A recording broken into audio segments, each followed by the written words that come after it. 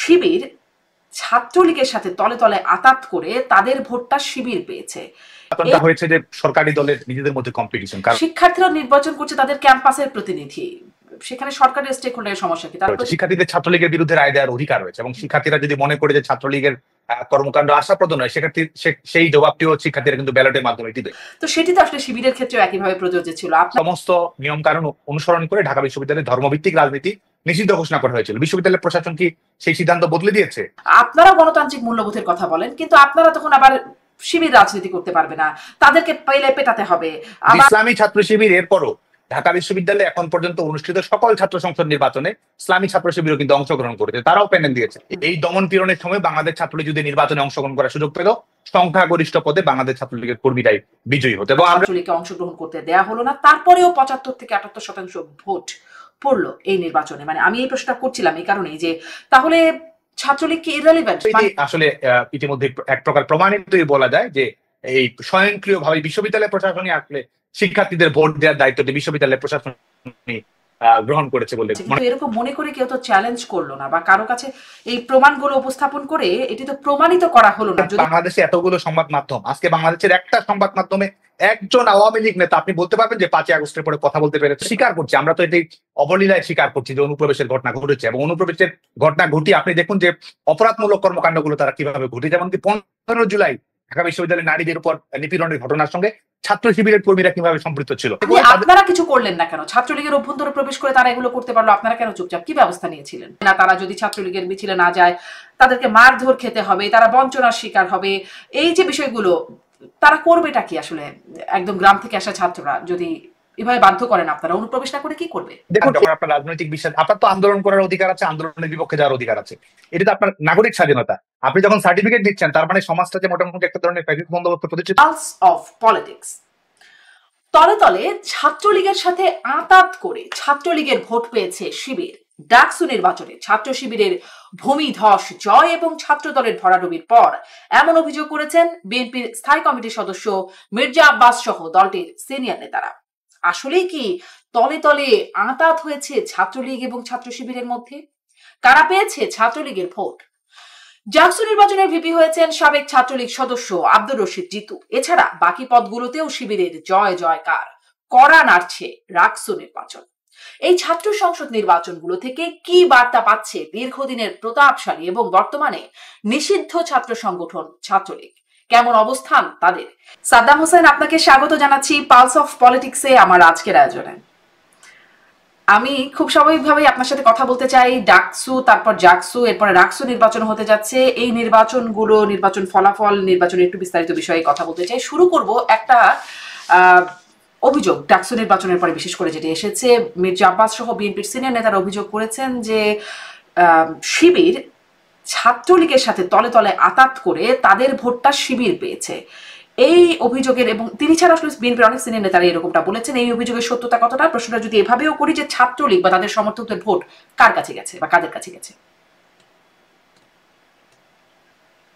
ধন্যবাদ। প্রথমে হচ্ছে ডাকসু নির্বাচনের বিষয়ে আমাদের নিজস্ব অবস্থান রয়েছে, নিজস্ব পর্যবেক্ষণ রয়েছে, এবং আমরা মনে করি যে বাংলাদেশের বৃহত্তর গণতান্ত্রিক সংকটের প্রশ্নটি এখন সবচেয়ে বেশি জরুরি।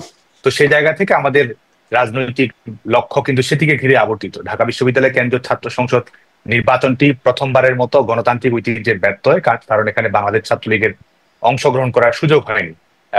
বাংলাদেশের ছাত্র রাজনীতির ইতিহাসে যেটি প্রথমবারের মতো। সে কারণে কিন্তু আমরা এই নির্বাচনে অংশগ্রহণ, এই নির্বাচনে কাউকে সমর্থন দান করা, এই নির্বাচনকে সাংগঠনিকভাবে কোনো সিদ্ধান্ত বাস্তবায়ন করা, এই বিষয়গুলোর আমরা বাইরে ছিলাম। আমরা মনে করি যে গোটা নির্বাচনটি একটি নিয়ন্ত্রণমূলক নির্বাচন। গোটা নির্বাচনটা হয়েছে যে সরকারি দলের নিজেদের মধ্যে কম্পিটিশন। কারণ আপনি শিক্ষার্থীদের কাছে জিজ্ঞেস করবেন, শিক্ষার্থীরা ছাত্র দলকেও সরকারি দল মনে করে, ছাত্র শিবিরকেও সরকারি দল মনে করে, এনসিপি ছাত্র সংগঠন বাকসাস তাকেও সরকারি দল মনে করে, এবং অন্যান্য যারা বিভিন্ন প্ল্যাটফর্মে যারা রয়েছে তারা সবাই কোনো না কোনো ভাবে আসলে সরকারের স্টেক হোল্ডার। সে কারণে এখানে শিক্ষার্থীদের বাছাই করার সুযোগ আর আসলে সেই অর্থে ছিল না। আর ইসলামী ছাত্র শিবিরের যে বিষয়টি, সেটা হচ্ছে যে আমরা মনে করি ইসলামী ছাত্র শিবিরের, ধরুন সেটা হয়েও থাকে, মানে সরকারের স্টেক হোল্ডার, তো তাতে শিক্ষার্থীরা নির্বাচন করছে তাদের ক্যাম্পাসের প্রতিনিধি, সেখানে সরকারের স্টেক হোল্ডারের সমস্যা কি? তারা প্রতিনিধিদের মধ্যে থেকে বাছাই করছে। যদি ধরেও থাকে, শিক্ষার্থীদের পছন্দ করার তো স্বাধীনতা থাকতে হবে। শিক্ষার্থীদের তো রায় দেওয়ার পছন্দ করার স্বাধীনতা রয়েছে, শিক্ষার্থীদের ছাত্রলীগের বিরুদ্ধে রায় দেওয়ার অধিকার রয়েছে, এবং শিক্ষার্থীরা যদি মনে করে যে ছাত্রলীগের কর্মকাণ্ড আশাপ্রদ নয়, সেক্ষেত্রে সেই জবাবটিও শিক্ষার্থীরা কিন্তু ব্যালটের মাধ্যমে দিবে। কিন্তু আপনি যখন নির্বাচনটি করছেন, ছাত্রলীগকে বাইরে রাখছেন, এবং আপনি দেখুন যে এই নির্বাচনটির পুরো বিষয়টি যদি আপনি দেখেন যে ভোটার তালিকা, আপনি তো বিশ্ববিদ্যালয়ের যিনি শিক্ষার্থী তিনি তো ভোটার, এটি তো রাজনৈতিক বিশ্বাসের কারণে, সংগঠনের সঙ্গে সম্পৃক্ত থাকার কারণে কারো ভোটার তালিকা থেকে আপনি বাদ দিতে পারেন না। তো এই নির্বাচনকে কেন্দ্র করে কিন্তু ঢাকা বিশ্ববিদ্যালয়ে যারা ছাত্রলীগের সঙ্গে আগেই তো বহিষ্কার করা হয়েছে, সাময়িক বহিষ্কার করা হয়েছে, বিভিন্ন মেয়াদে শাস্তির আওতায় নিয়ে আসা হয়েছে, এরপরেও যারা ঘটনাক্রমে কিংবা দুর্ঘটনাক্রমে বিশ্ববিদ্যালয়ের ভোটার তালিকা লিস্টে এসেছে তাদেরকে কিন্তু বাদ দেওয়া হয়েছে, এবং পরবর্তীতে কোনো ধরনের ব্যাখ্যা ছাড়াই নতুন ধরনের মব তৈরি করে আবার বিশ্ববিদ্যালয়ের এই তফসিল ঘোষণার পরেও কিন্তু ভোটার তালিকা থেকে বাতিল করা হয়েছে, এবং ছাত্রলীগের সঙ্গে সম্পৃক্ত থাকার কারণে কারো প্রার্থিতা বাতিল করা হয়েছে, কারো প্রার্থিতা আবার বহাল তবিয়তে আছে। তো গোটা নির্বাচনটাই আসলে প্রশ্নবিদ্ধ। আমরা মনে করি যে বর্তমানে যারা ক্ষমতাসীন রয়েছে তারাই তো দখলদার, তারাই অবৈধ, তারা বেআইনি ভাবে রাষ্ট্র ক্ষমতায় আসীন রয়েছে। সে কারণে তাদের নিয়ন্ত্রিত বিশ্ববিদ্যালয় প্রশাসন, যেটি আসলে এই দখলদার সরকারের প্রতি যে বিশ্ববিদ্যালয় প্রশাসন দায়বদ্ধতা পোষণ করছে, সেখানে কিন্তু শিক্ষার্থীদেরকে আপনি চয়েস করার স্বাধীনতা দিচ্ছেন না। আপনি বলে দিচ্ছেন যে এদের মধ্য থেকে আপনাকে বাছাই করে নিতে হবে, এর বাইরে বাছাই করার কোনো স্বাধীনতা আপনার থাকছে না। চয়েস করার স্বাধীনতা না থাকার পরেও 75 থেকে 78% ভোট পড়লো সাদ্দাম, এবং সেটি নিয়ে তো আমাদের ব্যাখ্যা দেওয়ার প্রয়োজন হচ্ছে না। সেটি নিয়ে যারা নির্বাচনে অংশগ্রহণ করছে তারা কি বলছে সেটি নিয়ে তো তারা প্রশ্ন তুলছে। তারা 78% এই ভোট গ্রহণের হার, সেটি নিয়ে কিন্তু ছাত্র দল, সেটি নিয়ে বামপন্থীদের প্যানেল, এমনকি নির্বাচন চলাকালীন সময় ছাত্র শিবিরের বক্তব্য যদি আপনি দেখেন, তারাও কিন্তু নির্বাচন নিয়ে প্রশ্ন তুলছে। পুরো নির্বাচন প্রক্রিয়াটাকেই তারা ত্রুটিপূর্ণ বলছে। দ্বিতীয়ার্ধে নির্বাচন, জাতীয় বলি বা ছাত্র সংসদ বলি, এরকম প্রশ্ন ছাড়া কোনো নির্বাচন বাংলাদেশে হয়েছে? হ্যাঁ, নির্বাচনের অবশ্যই ত্রুটি বিচ্যুতি এই বিষয়গুলো নিয়ে এক ধরনের আলোচনার সুযোগ তো সবসময় কেন্দ্র করে যদি আপনি দেখেন, তাহলে পুরো নির্বাচন প্রক্রিয়াটি নিয়ে কিন্তু এক হচ্ছে যে বাংলাদেশ ছাত্রলীগের অংশগ্রহণের সুযোগ থাকছে না, আরেকটি হচ্ছে যারা অংশগ্রহণ করছে, এমনকি যারা বিজয়ী হচ্ছে, পরাজিত হচ্ছে, পক্ষ বিপক্ষ সবার কিন্তু অভিযোগগুলো থাকছে। এবং আপনি দেখুন এমন একটি নির্বাচন, আপনি সর্বশেষ খবরটিও যদি দেখেন, 18 জন প্রার্থী ভোটের ফলাফলে গরমিল। হল সংসদে তিনি যে ভোট পেয়েছেন, কেন্দ্রীয় সংসদের হিসেবের সঙ্গে কিন্তু তার কোনো এই যে যোগফল, সেটি কিন্তু ম্যাথ ইজ নট ম্যাথিং, ফলাফল কিন্তু মিলছে না। এবং নির্বাচন প্রক্রিয়াকে ঘিরেও যদি আপনি পুরো সময়টি দেখেন, যে শিক্ষার্থীরা এসে বলছে, টিএসসির ভোট কেন্দ্রে আপনি দেখবেন যে তার ভোটটি দেওয়া হয়ে গেছে, অলরেডি ভোট দেওয়া হয়ে গেছে এমন একটি নির্বাচনে। আরেকজন শিক্ষার্থী আসছেন, তিনি বলছেন যে তার ভোটটি দেওয়া হয়ে গেছে, তারপরেও তার শিক্ষার্থী পূর্বের ভোটটি বাতিল না করে তার ভোট দেওয়ার ব্যবস্থাটি কিন্তু করেছে। এবং ভোট গণনা কেন্দ্রের ভিতরে প্রবেশ করা এবং সার্বিকভাবে পরিসরটি যদি আপনি দেখেন, তো নির্বাচনটি তো অবশ্যই নানাভাবে প্রশ্নবিদ্ধ। নিশ্চয়ই, কিন্তু এরকম আমি এটাই আসলে প্রশ্ন করছিলাম যে এরকম নানাভাবে প্রশ্নবিদ্ধ, আসলে অনেক অভিযোগ সামনে আসছে, ক্যামেরার সামনে আমরা দেখেছি, কিন্তু এরকম প্রশ্নহীন নির্বাচন বাংলাদেশে, মানে ছাত্র সংসদ থেকে একদম যদি বলি জাতীয় নির্বাচন, কোথায় হলো, কোনটা?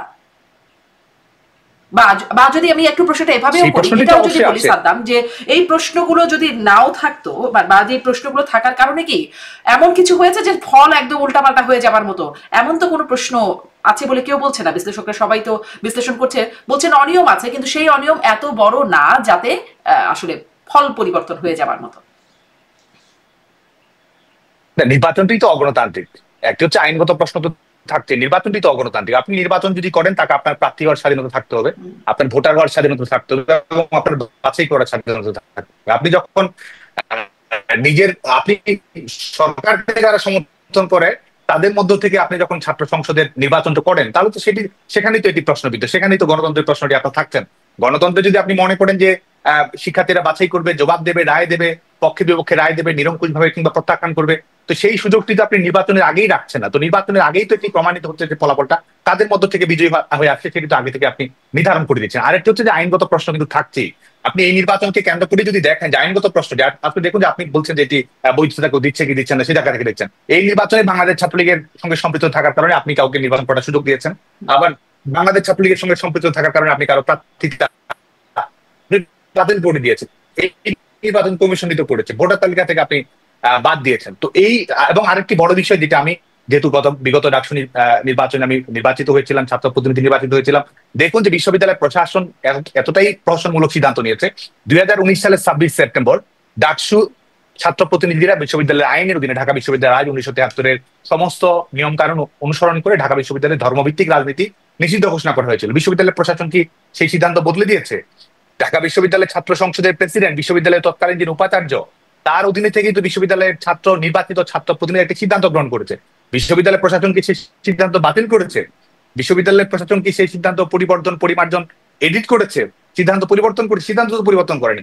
সিদ্ধান্ত পরিবর্তন করেনি, অথচ একটা ধর্মভিত্তিক ছাত্র রাজনৈতিক সংগঠনকে কিন্তু নির্বাচন করার দায়িত্ব দিল। তার মানে বিশ্ববিদ্যালয়ের প্রশাসন কিন্তু নিজের যে আইন প্যানেলের নামটা কিন্তু শিবির ছিল না, ছাত্র শিবির ছিল না, প্যানেল ঐক্যবদ্ধ ছাত্র সংঘ বা এই নামটা সম্ভবত এরকম বা জোট এরকম একটা নাম। দেখুন, এটি প্যানেলের যে বিষয়টি থাকে যে ছাত্র সংগঠনগুলো নির্বাচন সামনে রেখে এটি প্যানেল অনুযায়ী যে নির্বাচন করতে হবে ছাত্র সংসদের আইন অনুযায়ী, তো সেটিও বলা দেওয়া নেই। এটি বিশ্ববিদ্যালয়টি প্রচলিত থাকা যে একটি ছাত্র সংগঠন যখন নির্বাচন করছে, যাতে করে সাধারণ শিক্ষার্থীদের ইনক্লুশনটা নিশ্চিত করা যায়, এটা দেখতে যেন আরো বেশি অন্তর্ভুক্তিমূলক দেখায়, শিক্ষার্থীদের প্রতিনিধিত্বমূলক দেখায়, যে কারণে এই নামগুলো দেওয়া হয়। এটির মানে এই নয় যে ছাত্র সংগঠনগুলো সমর্থন থাকছে না। সবাই জানে ছাত্র শিবিরের প্যানেল কোনটি, ছাত্র দলের প্যানেল কোনটি, বামপন্থীদের প্যানেল কোনটি, কিন্তু সবার সামনেই। আমাদেরকে আরেকটু স্পষ্ট করবেন, যারা হয়তো অনেকেই ভুলে গেছি বা স্মরণ করতে পারি না, যে 19 সালে আপনারা কিভাবে ধর্মভিত্তিক বা শিবিরকে কিভাবে রাজনীতির বাইরে রাখার সিদ্ধান্ত হলো, সেই এটা কি নিয়মটা কি হলো? দেখুন, একটি তো হচ্ছে পূর্ব থেকেই একটি সিদ্ধান্ত ছিল, যেটি রাজনৈতিক কিংবা বলতে পারেন যে সোশ্যাল কন্ট্রাক্ট, যেটি ঢাকা বিশ্ববিদ্যালয়ের পরিবেশ পরিচ্ছদ, যেটিও কিন্তু বিশ্ববিদ্যালয়ের একটি আইনানুগ বা শৃঙ্খলাগত কিংবা ছাত্র সংগঠনগুলোর মধ্যে এক ধরনের নিয়ম তৈরি করে দেওয়ার জন্য একটি একটি প্রাতিষ্ঠানিক একটি ফোরাম। সেখানে 90 দশকে ছাত্র শিবিরের রাজনীতি নিষিদ্ধ করার ব্যাপারে সকল ছাত্র সংগঠনের মত এটি হচ্ছে রাজনৈতিক দিক, একটা সামাজিক চুক্তি ছাত্র সংগঠনগুলো, বিশ্ববিদ্যালয় প্রশাসন এবং শিক্ষার্থীদের মধ্যকার চুক্তি। সেটির ব্যর্থতা বটেই, কারণ সেই সিদ্ধান্ত ছাত্র সংগঠনগুলো গ্রহণ করেনি। আরেকটি হচ্ছে যে আপনি যেটি জানতে চাচ্ছেন সেটি হচ্ছে 2019 সালের 26 সেপ্টেম্বর ঢাকা বিশ্ববিদ্যালয়, হ্যাঁ অবশ্যই, ঢাকা বিশ্ববিদ্যালয়ের অভ্যন্তরে ধর্মভিত্তিক ছাত্র রাজনীতি বন্ধ করা হয়েছে। এই সিদ্ধান্ত আর বদল করা হয়নি। এটি ছাত্র শিবির সংগঠন হিসেবে কাউকে নিষিদ্ধ করা সেটি নয়, ধর্মভিত্তিক ছাত্র রাজনীতিকে বিশ্ববিদ্যালয়ের অভ্যন্তরে নিষিদ্ধ করা হয়েছে এবং এটি বিশ্ববিদ্যালয়ের গৃহীত সিদ্ধান্ত, ছাত্র প্রতিনিধি এবং বিশ্ববিদ্যালয় প্রশাসনের মধ্যকার গৃহীত সিদ্ধান্ত। আপনি মনে করতে পারেন যে এই সিদ্ধান্তটি পরিবর্তন করা প্রয়োজন কি না, সেটি আপনি অবশ্যই বিবেচনা করতে পারেন, কিন্তু সেই সিদ্ধান্ত তো পরিবর্তন করা হয়নি। সেই সিদ্ধান্ত পরিবর্তন না করেই যখন এই আপনি নির্বাচনটি করেছেন, তো আইনগত প্রশ্ন তো ভবিষ্যতের জন্য অবশ্যই। কিন্তু শিবির তো আসলে ধর্মভিত্তিক, আমি একটু মানে আর্গু করার জন্য বলছি, শিবির তো ধর্মভিত্তিক প্রচারণাও চালান। তাদের প্যানেলে মানে নন মুসলিম ছিলেন যারা, বা তাদের প্যানেলে আরো ডাইভার্সিটি ছিল, শুধু তো ধর্মভিত্তিক প্রচারণা তারা করেছেন, বিষয়টা এমন হয়নি এবার। দেখুন, ইসলামী ছাত্র শিবিরের যিনি সদস্য এবং আপনি তার জানেন যে তাকে শপথ নিতে হয়, তাকে রীতিমতো সমস্ত ধরনের ধর্মীয় আনুষ্ঠানিকতা সম্পন্ন করে কিন্তু দায়িত্ব পালন করতে হয় এবং তাদের দায়বদ্ধতা, আপনি যদি ইসলামী ছাত্র শিবিরের গঠনতন্ত্রটি দেখেন, তাদের দায়বদ্ধতা কিন্তু এক ধরনের ধর্মীয় সমাজ ব্যবস্থার জন্য, শরিয়া আইনের জন্য এবং সেটি প্রতিষ্ঠা করার জন্য।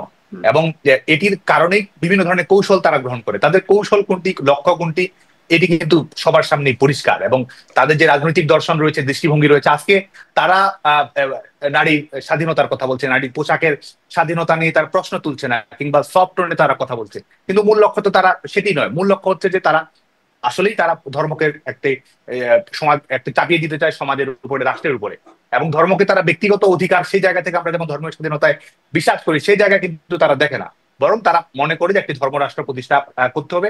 এবং আমাদের মানব রাষ্ট্র যে সংবিধান, আপনি দেখুন যে আমাদের সংবিধান তৈরি করেছে মানুষ, তৈরি করেছে আলাপ আলোচনার ভিত্তিতে সেটি তৈরি করেছে, এবং সেই গণতান্ত্রিক বিধিবিধান কিন্তু তাদের মূল লক্ষ্য নয়। তারা তো তাদের সুস্পষ্ট ভাবে আবারও সেই প্রশ্ন, গণতান্ত্রিক বিধিবিধান তাদের মূল লক্ষ্য না, কিন্তু গণতন্ত্রের কোন জামায়াতের দলিল, শিবিরের দলিল। জি, আপনি বলছিলেন যে ছাত্রলীগকে মানে প্রার্থী হবার সুযোগ দেয় নাই, মানে ছাত্র, এটা গণতান্ত্রিক না, আপনি এই প্রশ্ন করছিলেন এই নির্বাচন নিয়ে, এবং ছাত্রলীগকে প্রত্যাখ্যানের সুযোগও আসলে থাকার কথা ছাত্রদের, সেটি আপনি বলছিলেন যে তাহলে এটা গণতান্ত্রিক হতো। তো সেটি তো আসলে শিবিরের ক্ষেত্রেও একইভাবে প্রযোজ্য ছিল। আপনারা কেন তাহলে তাদের বা ছাত্রদেরও সেই গণতান্ত্রিক অধিকারটা থেকে তাদেরকে বঞ্চিত করলেন? ছাত্রদের মধ্যে যে এখন অনেকেই আসলে শিবিরকে পছন্দ করছে, ভোট দিতে চাইছে বা চেয়েছিল হয়তো আগে, সেটা তো আপনাদের কারণে হয়ে উঠতে পারে নাই, তাই নয় কি? হচ্ছে এটা যে প্রতারণার বিষয়, আপনি একটি বিশ্বাস করেন একটি, বলবেন আরেকটি, আপনার মূল লক্ষ্য একটি, আপনি কৌশল হিসেবে বলছেন একটি, আপনি শিক্ষার্থীদের সামনে বিভ্রান্তি, আমি যেটি বিশ্বাস করি আমি শিক্ষার্থীদের সামনে সেটি উপস্থাপন করবো, এটি তো আমাদের নৈতিক দায়িত্ব, আমার নাগরিক দায়িত্ব। এবং সেই জায়গা থেকে আপনি দেখুন, আমি ছাত্রলীগের রাজনীতি করি, আমরা একটা উদার গণতান্ত্রিক সমাজ ব্যবস্থা বিশ্বাস করি, আমি ধর্মনিরপেক্ষ সমাজ মূল্যবোধে বিশ্বাস করি, আমরা জাতিগত লিঙ্গীয় বৈষম্যের বিরুদ্ধে গিয়ে আমরা রাজনৈতিক দর্শনে বিশ্বাস করি। তো সেটি বলেই তো আমাকে রাজনৈতিক সমর্থন আদায় করার চেষ্টা করতে হবে, শিক্ষার্থীদের সমর্থন আদায় করার চেষ্টা করতে হবে। এবং আপনি এটি তো স্বাভাবিক গতিবিধি, আপনি যেটি বিশ্বাস করবেন সেটি বলবেন। এবং এই ইসলামী ছাত্র শিবির এই সংগঠনটি, আপনি দেখুন যে আমরা নিজেরাও এটির ভিকটিম হয়েছে, এবং শুধু আমরা নই, আজকে অন্যান্য ছাত্র সংগঠন, সামাজিক ছাত্রদের সংগঠন, তারা সংগঠনে বিশ্বাস করে একটি, অথচ তারা ইনফিলট্রেশনে বিশ্বাস করে, অনুপ্রবেশ করছে। অনুপ্রবেশের রাজনীতি তারা করেছে, অন্য সংগঠনের অভ্যন্তরে তারা প্রবেশ করেছে, অন্য সংগঠনের অভ্যন্তরে ঢুকে অপরাধমূলক কর্মকাণ্ড তারা করেছে, এবং আজকেও কিন্তু তারা সেটাই করছে। আপনি যেটি বলার চেষ্টা করছিলেন যে তারা কোন ধরনের বক্তব্যগুলো সামনে নিয়েছে, আসলে তো তারা সেটিতে বিশ্বাস করে না, তাদের মূল লক্ষ্য তো ভিন্ন। এবং তারা এই গণতান্ত্রিক মূল্যবোধ, নাগরিক অধিকার, সাংবিধানিক অধিকার, এসবও কিন্তু তারা বিশ্বাস করে না। নারীর স্বাধীনতা আমি যদি আসলে আপনাদের কথা বারবার প্রশ্ন করি, যেহেতু আপনাকে ভাই, আপনাকে আমি প্রশ্নবিদ্ধ করি, যে জবাবটা আপনার কাছ থেকে আপনাদের বিষয় নিয়ে বেশি জানতে চাই, যে আপনারা গণতান্ত্রিক মূল্যবোধের কথা বলেন, কিন্তু আপনারা তখন আবার শিবির রাজনীতি করতে পারবে না, তাদেরকে পেলে পেটাতে হবে, আবার ধরেন মানে তাদের ভোট করা তো দূরের কথা, মিছিলে জোর করে আসতে চাই বা না চাই জোর করে আনা হবে, এই বিষয়গুলো তো গণতান্ত্রিক মূল্যবোধের সাথে যায় না, তাই না? সেগুলো তো ছাত্রলীগের সাথে জড়িয়ে ছিল এই বিষয়গুলো। তাহলে আপনারাও বা মুখে এক বলেন বা কাজে অন্য করেন, তাই নয় কি? আপনারাও তো সেরকমই। না, একটি হচ্ছে যে পলিটিক্যাল স্ট্রাগল তো আমরা চালিয়ে যাই, এবং আমরা সেই লড়াইটি যা ধর্মভিত্তিক সংগঠন হিসেবে, যুদ্ধাপরাধের দায় অভিযুক্ত সংগঠন হিসেবে, স্বাধীনতা বিরোধী সংগঠন হিসেবে রাজনৈতিক সংগ্রামটা আমরা চালিয়ে যাই। কিন্তু ইসলামী ছাত্র শিবির এরপরও ঢাকা বিশ্ববিদ্যালয়ে এখন পর্যন্ত অনুষ্ঠিত সকল ছাত্র সংসদ নির্বাচনে ইসলামী ছাত্র শিবিরও কিন্তু অংশগ্রহণ করেছে, তারাও প্যানেল দিয়েছে, তারাও প্রার্থী দিয়েছে, তারাও প্রচারণা চালিয়েছে। তো আমরা যেটি বলছি যে তাদের প্রতারণাগুলো তুলে ধরছে, কিন্তু এর পূর্বে অনুষ্ঠিত ছাত্র সংসদ গুলোতেও কিন্তু তারা সক্রিয়ভাবে অংশগ্রহণ করেছে। এবং বাংলাদেশ ছাত্রলীগ তার আদর্শিক অঙ্গীকারের জোরে শিক্ষার্থীদের শক্তির উপর ভর করে, সাংগঠনিক জনপ্রিয়তার উপর ভর করেই কিন্তু আমরা নির্বাচনগুলোতে তাদেরকে পরাজিত করতে পেরেছি। এবং আমরা আত্মবিশ্বাসের সঙ্গে বলছি যে বাংলাদেশ ছাত্রলীগ এই প্রতিকূল পরিস্থিতিতে, এই ঝঞ্ঝামুখর সময়ে, এই দমন পীড়নের সময় বাংলাদেশ ছাত্রলীগ যদি নির্বাচনে অংশগ্রহণ করার সুযোগ পেল, সংখ্যাগরিষ্ঠ পদে বাংলাদেশ ছাত্রলীগের কর্মীরাই বিজয়ী হতো। এবং আমরা সংখ্যাগরিষ্ঠতা রাজনীতি, বিজয়ের রাজনীতি, গণতান্ত্রিক রায়ের মাধ্যমে তাদেরকে পরাজিত করতে পারতাম বলে আমরা দৃঢ়ভাবে বিশ্বাস করেন। সাদ্দাম, আপনি বলছিলেন যে আপনাদের কোনো নির্দেশনা ছিল না, যেহেতু আপনারা এটাতে অংশগ্রহণ করতে পারছেন না বা গণতান্ত্রিক হচ্ছে না, ছাত্রলীগের প্রতি বা সমর্থকদের প্রতি কোনো নির্দেশনা ছিল না, ছাত্রলীগকে অংশগ্রহণ করতে দেয়া হলো না, তারপরেও 75 থেকে 78% ভোট পড়লো এই নির্বাচনে। মানে আমি এই প্রশ্নটা করছিলাম এই কারণেই যে তাহলে ছাত্রলীগ কি ইররেলিভেন্ট, মানে ছাত্রলীগ নাই কোথাও, তারপরেও এত সংখ্যক ভোট পড়লো। এবং এটা বলা হচ্ছে যে স্মরণকালের 72 থেকে দেখছিলাম একটা বিশ্লেষণ, এমনকি আপনারা যে নির্বাচন করেছেন ডাকসু, তার চেয়ে বেশি ভোট আসলে এই নির্বাচনে পড়েছে, যেখানে ছাত্রলীগ নাই। তাহলে কি ছাত্রলীগ অপ্রাসঙ্গিক হয়ে যাচ্ছে? না, একটি হচ্ছে আপনি যে বললেন এর আগে বিএনপির একজন রাজনৈতিক নেতা, তার প্রসঙ্গ ধরে যদি বলেন, আপনি যদি দেখেন যে আমি ভোটের পরিসংখ্যান ধরেই যদি তার কথার ব্যাখ্যা করি বা যুক্তি তুলে ধরি, আপনি দেখবেন যে জগন্নাথ হল, যেটি আমাদের বাংলাদেশ ছাত্রলীগের রাজনৈতিক অঙ্গীকারের জন্য একটি শক্তিশালী আমরা একটা হলই বলবো, একটা শক্তিশালী সংগঠন ইউনিট, সেখান থেকে আপনি তাদের যে প্রহসনের নির্বাচন, তাদের যে নিয়ন্ত্রণমূলক নির্বাচন, তাদের যে পূর্ব নির্ধারিত ফলাফলের নির্বাচন, সেখানেও কিন্তু ছাত্রদলের ভিপি প্রার্থী সবচেয়ে বেশি ভোট পেয়েছেন। সেখানে জিএস পদে ছাত্র ইউনিয়নের বেশি সংখ্যক ভোট পেয়েছেন জিএস পদপ্রার্থী। তো বাংলাদেশ ছাত্রলীগ যদি প্রভাব বিস্তার করার চেষ্টা করতো, বাংলাদেশ ছাত্রলীগ যদি ভোটের ফলাফলটিকে প্রভাবিত করার চেষ্টা করতে চাইতো, তাহলে তো বাংলাদেশ ছাত্র এই জগন্নাথ হল তার সবচেয়ে বড় প্রমাণ যে বাংলাদেশ ছাত্রলীগ এই নির্বাচনে সাংগঠনিক ভাবে কোনো ধরনের সংশ্লেষণ, কোনো ধরনের সম্পৃক্ততা রাখতে চায়নি এই নির্বাচনকে ঘিরে। আর আপনি যেটি বলছেন সেটি হচ্ছে যে 78% এই যে ভোট গ্রহণ, এটি নিয়ে কিন্তু ইতিমধ্যেই নানা ধরনের প্রশ্ন আসছে। এবং এটি আজকে দেখুন ঢাকা বিশ্ববিদ্যালয়ের সর্বশেষ নির্বাচনে আপনি দেখবেন যে 18টি কেন্দ্র ছিল, এই নির্বাচনে ভোট কেন্দ্র হচ্ছে 8টি। আপনি দেখবেন যে ভোটের সময়সীমা গতবারে আমাদের মনে আছে, এবং এবারে আপনি যদি পত্রিকাগুলোর প্রতিবেদন দেখেন, দুপুরের পরে ঢাকা বিশ্ববিদ্যালয়ের ভোট কেন্দ্রগুলোতে কিন্তু শিক্ষার্থীর সংখ্যা, উপস্থিতি সেই অর্থে ছিল না, কিন্তু তারপরে কিন্তু ভোটের সংখ্যাটি 78% হয়েছে। আপনি যদি জাকসুর ইলেকশনের সঙ্গে যদি দেখেন, সেখানে 11-12 হাজার ভোটার, ঢাকা বিশ্ববিদ্যালয়ে 39,000 ভোটার, সেখানে কিন্তু বেশিরভাগ শিক্ষার্থী সেখানে আবাসিক রয়েছে, সেখানে বুথের সংখ্যা বেশি, সেখানে কেন্দ্রের সংখ্যা বেশি। এবং শুধু তাই নয়, সেখানে আপনার 2 ঘন্টা 5টা থেকে সময়সীমা 7টা পর্যন্ত নিয়ে যাওয়া হয়েছে, তারপরেও কিন্তু সেখানে ভোটের পরিমাণ আপনি দেখবেন যে 67% দেখানো হয়েছে, অথচ ঢাকা বিশ্ববিদ্যালয় সেখানে 78%-এ পরিণত হয়েছে। এবং আজকেও যদি আপনি কিছুক্ষণের আগে পরিসংখ্যান দেখেন, তাহলে এটি মনে করার যথেষ্ট কারণ রয়েছে, যেহেতু আপনি ঢাকা, এবং আরেকটি তথ্য আপনি যদি দেখেন, ঢাকা বিশ্ববিদ্যালয়ে আবাসিক শিক্ষার্থী এবং অনাবাসিক শিক্ষার্থী, এটি কিন্তু পার্থক্যটা এখন ইতিমধ্যে অনাবাসিক শিক্ষার্থীর সংখ্যাটা বেড়ে গেছে। দুপুরের পর থেকে যেখানে শিক্ষার্থীর সংখ্যা যথেষ্ট সংখ্যক ছিল না, সেখানে 78% ভোট নিয়ে কিন্তু স্বাভাবিকভাবে একটি প্রশ্ন রয়েছে। এবং হল সংসদ, কেন্দ্রীয় সংসদের নির্বাচনের ফলাফলে যে তারতম্যটি দেখা গেছে, তো এটি আসলে ইতিমধ্যে এক প্রকার প্রমাণিতই বলা যায় যে এই স্বয়ংক্রিয়ভাবে বিশ্ববিদ্যালয় প্রশাসনই আসলে শিক্ষার্থীদের ভোট দেওয়ার দায়িত্বটি বিশ্ববিদ্যালয় প্রশাসন গ্রহণ করেছে বলে মনে করা যথেষ্ট কারণ আছে। আপনারা বলছেন মনে করার যথেষ্ট কারণ আছে, কিন্তু এরকম মনে করে কেউ তো চ্যালেঞ্জ করলো না বা কারো কাছে এই প্রমাণগুলো উপস্থাপন করে এটি তো প্রমাণিত করা হলো না। যদি তাই হয়ে থাকে, যারা হারলেন তারা কেন এটি প্রমাণ করলেন না? অভিযোগ উপস্থাপন করেছেন, আপনার সাথে আমি একমত, দেখেছি আমরা গণমাধ্যমে সেটি, কিন্তু কেউ তো প্রমাণ করলেন না যে এরকম। এবং শিবিরের প্যানেল থেকে যারা জয়ী হয়েছেন, আমার এই অনুষ্ঠানে কথা বলছেন, আমি এই প্রশ্ন করছিলাম যে এমন অভিযোগ করেছেন যারা পরাজিত হয়েছেন, তিনিও ঠিক একই উত্তর আমাকে দিচ্ছিলেন যে কেউ তো প্রমাণ নিয়ে হাজির হলেন না, কেউ প্রমাণ করুক তারপরে আমরা মেনে নেব। সেটা তো কোনো প্রমাণিত হলো না সাদ্দাম। দেখুন, এই সরকার 5ই আগস্টের পর থেকে ক্ষমতায় রয়েছে। এই সরকার তো অসাংবিধানিক ভাবে ক্ষমতায় আছে। এই সরকার তো সাংবিধানিক কোনো আইন, জনগণের ম্যান্ডেট, কোনো ধরনের বৈধতা, কোনো ধরনের রাজনৈতিক সমঝোতার ভিত্তিতে তো এই সরকার ক্ষমতায় আসেনি। এই সরকার তারপরে তারা ক্ষমতায় আছে, তার মানে এই নয় যে এই সময়টুকু তার বৈধ হয়ে গেল। সামরিক স্বৈরশাসকেরা ক্ষমতায় ছিল দশকের পর অধিক সময় ধরে, তারা ক্ষমতায় ছিল। তার অর্থ এটি নয় যে তারা তাদের ক্ষমতা গ্রহণটি বৈধ হয়ে গেল, তাদের প্রক্রিয়াটি বৈধ হয়ে গেল, তাদের যে যে প্রহসনের নির্বাচন তারা দেখা যাচ্ছে মঞ্চস্থ করছে সেটি বৈধতা অর্জন করে যাচ্ছে। আমরা মনে করি যে যেহেতু রাষ্ট্রযন্ত্রকেই তারা দখল করে নিয়েছে, রাষ্ট্রযন্ত্রকেই তারা ব্যবহার করছে, বিশ্ববিদ্যালয় প্রশাসনগুলোকে তারা সেটি ব্যবহার করছে এবং সেটি চাপিয়ে দেওয়ার চেষ্টা করছে।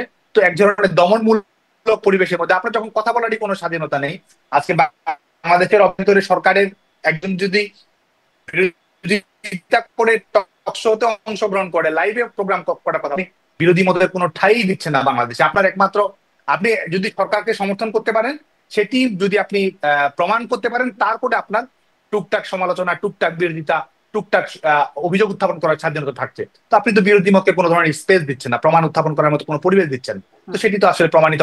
তারা আজকে সমস্ত কিছু দখলে রেখে, সমস্ত কিছু কবজায় রেখে এবং দমন পীড়নের স্টিম রোলার চালিয়ে আবার তারাই বলবে যে প্রমাণের দায়িত্বভার অন্যদেরকে গ্রহণ করতে হবে।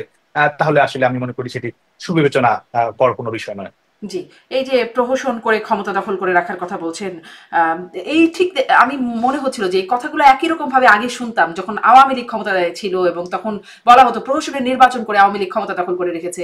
একবার না দুইবার না, মানে একাধিকবার এভাবে চলে যাচ্ছিল, এবং সামনে আরো কতদিন থাকতো সেটিরও কোনো ইয়াত্তা ছিল না। এই একই রকম অভিযোগগুলো কিন্তু যখন আওয়ামী লীগ ক্ষমতায় ছিল, ঠিক একই কথা আপনিও নিশ্চয়ই শুনেছেন সাদ্দাম। না, দেখুন, সুস্পষ্ট ভাবে পার্থক্য রয়েছে। কারণ আপনি গণতান্ত্রিক পথ পরিক্রমায় ত্রুটি বিচ্যুতি নেই সেটা আমি বলবো না। সরকারের হোক, রাজনৈতিক দলের হোক, আমাদের হোক, ছাত্র সংগঠন হিসেবে হোক, অবশ্যই সীমাবদ্ধতা আছে, অবশ্যই ত্রুটি বিচ্যুতি আছে, অবশ্যই পারফরমেন্স নিয়ে আসার জায়গা রয়েছে, অর্জনের জায়গা রয়েছে, আবার মানুষের কষ্টেরও হয়তো জায়গা থাকতে পারে। কিন্তু আপনি দেখুন যে আপনি যদি পার্থক্যটা করেন অন্যান্য সময়ের সঙ্গে, এক, নির্বাচনটি উন্মুক্ত ছিল কিনা, নির্বাচনের সুযোগটি সবার জন্য উন্মুক্ত ছিল কিনা, সব সময় ছিল। সেটি বিএনপি নির্বাচনে কখনো অংশগ্রহণ করেছে, কখনো করেনি, এটি রাজনৈতিক সিদ্ধান্তের বিষয়। আজকে কিন্তু আওয়ামী লীগকে নিষিদ্ধ করা হয়েছে। আপনি কিন্তু আওয়ামী লীগকে নির্বাচনের আগে আপনার নির্বাচনে অংশগ্রহণ করার সুযোগটি আপনি বন্ধ রেখেছেন। ঠিক এই মুহূর্তে কারাবন্দী সংসদ সদস্যের সংখ্যা শতাধিক। আপনি যদি দেখেন বাংলাদেশের, এমনকি আইন করে বলে দেওয়া হয়েছে, আপনি দেখুন যে আপনি নিজেই সংবাদ মাধ্যমের সঙ্গে সম্পৃক্ত আছেন, আপনার নিজের সংবাদ মাধ্যমেই আমাদের আওয়ামী লীগ হোক, অন্যান্য রাজনৈতিক দল হোক, কত মানুষ এসে কত কথা বলে গেছে। আজকে বাংলাদেশে এতগুলো সংবাদ মাধ্যম, আজকে বাংলাদেশের একটা সংবাদ মাধ্যমে একজন আওয়ামী লীগ নেতা আপনি বলতে পারবেন যে 5ই আগস্টের পরে কথা বলতে পেরেছে? অথচ আপনার কর্মসূচিতে, আপনার প্রোগ্রামে কতজন এসেছে? আজকে আপনি আইন করে বলে দিয়েছেন সন্ত্রাস বিরোধী আইন অনুযায়ী, এমন কিছু তো আমরা নয়, আমরা যারা রাজনৈতিক কর্মী, আপনি যদি আওয়ামী লীগের পক্ষে যায়, কিংবা এই আওয়ামী লীগের পক্ষে কোনোভাবে যে আপনি যদি সংবাদ করেন, আপনি যদি লেখেন সন্ত্রাস বিরোধী আইন অনুযায়ী, আপনিও কিন্তু একজন সন্ত্রাসী।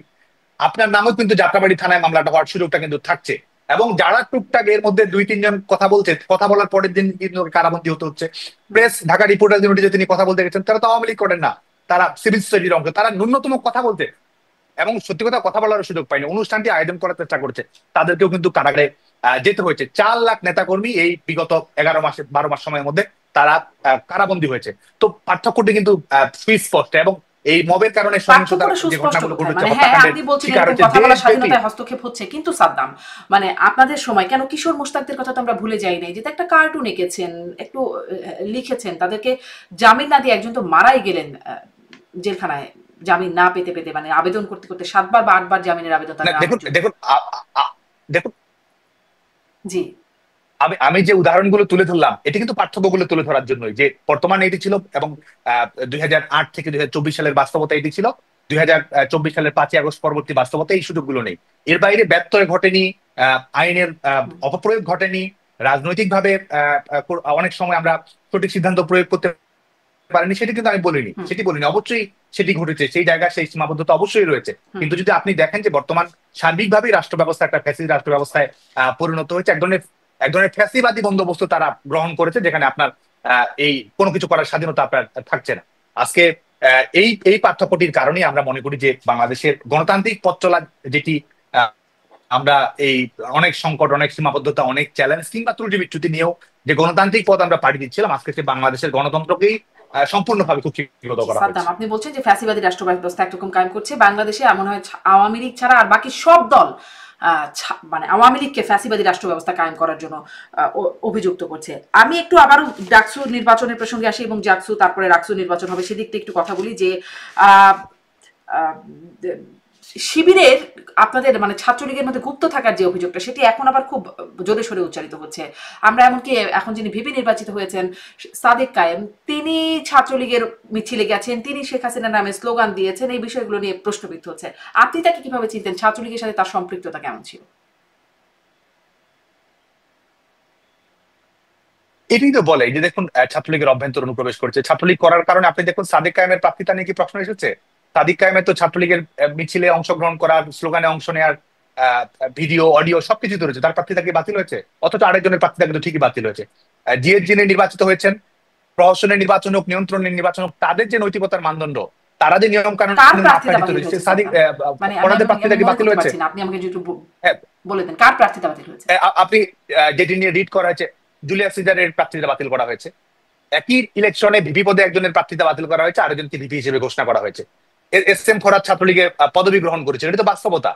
সেই তার কি প্রার্থিতা বাতিল করা হয়েছে, অথচ আরেকজনের প্রার্থিতা বাতিল করা হয়েছে। ভবিষ্যতে এটি নিয়ে যখন আইনগত প্রশ্নটি তুলবে, তখন সেই আইনগত প্রশ্নের বিশ্ববিদ্যালয় প্রশাসন কি জবাব দিতে পারবে? তো এটি তো তাদের তাদের যে নিয়ন্ত্রণমূলক নির্বাচন, তাদের স্ক্রিপ্টেড নির্বাচন, সেখানে কিন্তু তাদের মধ্যেই যে মতদ্বৈততা রয়েছে, যে দ্বিচারিতা রয়েছে, যে ধরনের ত্রুটিপূর্ণ যুক্তি তারা দিচ্ছে, তাদের যুক্তিতেই কিন্তু তারা আসলে ধরা পড়ছে। আরেকটি যদি আপনি দেখেন, এটা বলবেন যে তারা আসলে ছাত্রলীগে কিভাবে, আপনি দেখেন, আপনি যেটি বলছিলেন, জি আমার প্রশ্নটা হচ্ছে এটা যে তারা আসলে ছাত্রলীগে কিভাবে এতদিন গুপ্ত থাকলো, মানে শিবিরের নেতাকর্মীরা কিভাবে সবাই ছাত্রলীগে বা এখন যাদেরকে দেখা যায় আন্দোলন সবাই ছাত্রলীগে গুপ্ত থাকার বিষয়টা, এটি কেন থাকলো বা কিভাবে থাকলো? আপনারা মানে জোর করে ভেরাতেন বলে সবাইকে ভিড়তে হয়েছে, বিষয়টা এমন? আসলে তারা কিন্তু তেমনই বলছেন যে জোর করে আপনারা মিছিলে নিতেন, আপনারা সিট তার মানে সিট থেকে তাদেরকে বঞ্চিত করতেন, যেটা ন্যায্য তাদের পাবার কথা, সেখান থেকে যদি ছাত্রলীগ না করতো বা ছাত্রলীগের মিছিলে না যেত। এই কারণেই কি আসলে এত গুপ্ত শিবির বা গুপ্ত অন্যান্য দলের অনুপ্রবেশ? আমি শুরুতেই যে বিষয়টি বলেছি যে কেউ যদি কোনো রাজনৈতিক সংগঠন করে, তার যদি নৈতিক দুর্বলতা না থাকে, তার যদি আদর্শিক অঙ্গীকারটি দৃঢ় থাকে, সে তার সংগঠন নিয়ে রাজনীতি করবে। কেউ যদি অন্যায়ও করে, এমনকি আমরা যদি অন্যায় করে থাকি, আমাদের বিরুদ্ধে রুখে দাঁড়াবে, প্রতিরোধ গড়ে তুলবে, এটি কিন্তু স্বাভাবিক নিয়ম। অথচ কিন্তু আপনি যাদেরকে বলছেন যে অনুপ্রবেশের ঘটনাগুলো তারা করেছে, ইনফিলট্রেশন করেছে, এটির মাধ্যমে কিন্তু আপনি সামাজিক চুক্তি ভঙ্গ করছেন, আপনার যে ব্যক্তিগত নৈতিক দায়বদ্ধতা রয়েছে সেই নৈতিক দায়বদ্ধতা আপনি ভঙ্গ করছেন। এবং তৃতীয় আরেকটি বিষয়, শিবিরের গঠনতন্ত্র অনুযায়ী আপনি দেখুন তাদের মুনাফিকি কর্মকাণ্ডগুলো, শিবিরের গঠনতন্ত্র অনুযায়ী সুস্পষ্ট করে বলে দেওয়া আছে যে আপনি শিবিরের রাজনৈতিক দৃষ্টিভঙ্গি তাদের ধর্মীয় বিশ্বাসের সঙ্গে সম্পৃক্ত নয় এমন কোন রাজনৈতিক সামাজিক সংগঠনে আপনি যোগ দিতে পারবেন না। অথচ তারা বাংলাদেশ ছাত্রলীগ অবশ্যই ছাত্র শিবিরের যে দৃষ্টিভঙ্গি তার সম্পূর্ণ বিপরীত দৃষ্টিভঙ্গি রাজনীতিতে বিশ্বাস করে, অথচ তারা কিন্তু তাদের যে দেয়া কথা সেটির লঙ্ঘন ঘটিয়ে কিন্তু তারা এই বাংলাদেশ ছাত্রলীগ সহ এবং জাতীয়তাবাদী ছাত্র দলেও আমি বিশ্বাস করি বামপন্থী সংগঠন, সামাজিক সাংস্কৃতিক সংগঠনগুলোতে তারা যোগ দিয়েছে। তার মানে তাদের নৈতিক ভিত্তিটি দুর্বল, তার মানে তারা প্রতারণের আশ্রয় গ্রহণ করছে, তার মানে তারা ছদ্মবেশটা ধারণ করছে। এবং আমরা তো স্বীকার করছি, আমরা তো এটি অবলীলায় স্বীকার করছি যে অনুপ্রবেশের ঘটনা ঘটেছে, এবং অনুপ্রবেশের ঘটনা ঘটিয়ে আপনি দেখুন যে অপরাধমূলক কর্মকাণ্ডগুলো তারা কিভাবে ঘটে। যেমন 15 জুলাই ঢাকা বিশ্ববিদ্যালয়ের নারীদের উপর নিপীড়নের ঘটনার সঙ্গে ছাত্র শিবিরের কর্মীরা কিভাবে সম্পৃক্ত ছিল, যে গেস্ট রুম নির্যাতন, গণরুম নিপীড়নের ঘটনার কথা বলা হয়, আজকে তারাই কিন্তু বলেছে নির্বাচনকে কেন্দ্র করে, আপনি নিজেও সম্ভবত দেখেছেন যে তারা সুস্পষ্ট প্রমাণ সয়ে বলেছে যে ছাত্র শিবিরের কর্মীরা ছাত্রলীগের অভ্যন্তরে প্রবেশ করে কিভাবে অপরাধমূলক কর্মকাণ্ডগুলো ঘটিয়েছে। আপনারা কিছু করলেন না কেন? ছাত্রলীগের অভ্যন্তরে প্রবেশ করে তারা এগুলো করতে পারলো, আপনারা কেন চুপচাপ? কি ব্যবস্থা নিয়েছিলেন? দেখুন, এই দায়িত্ব আমরা স্বীকার করছি।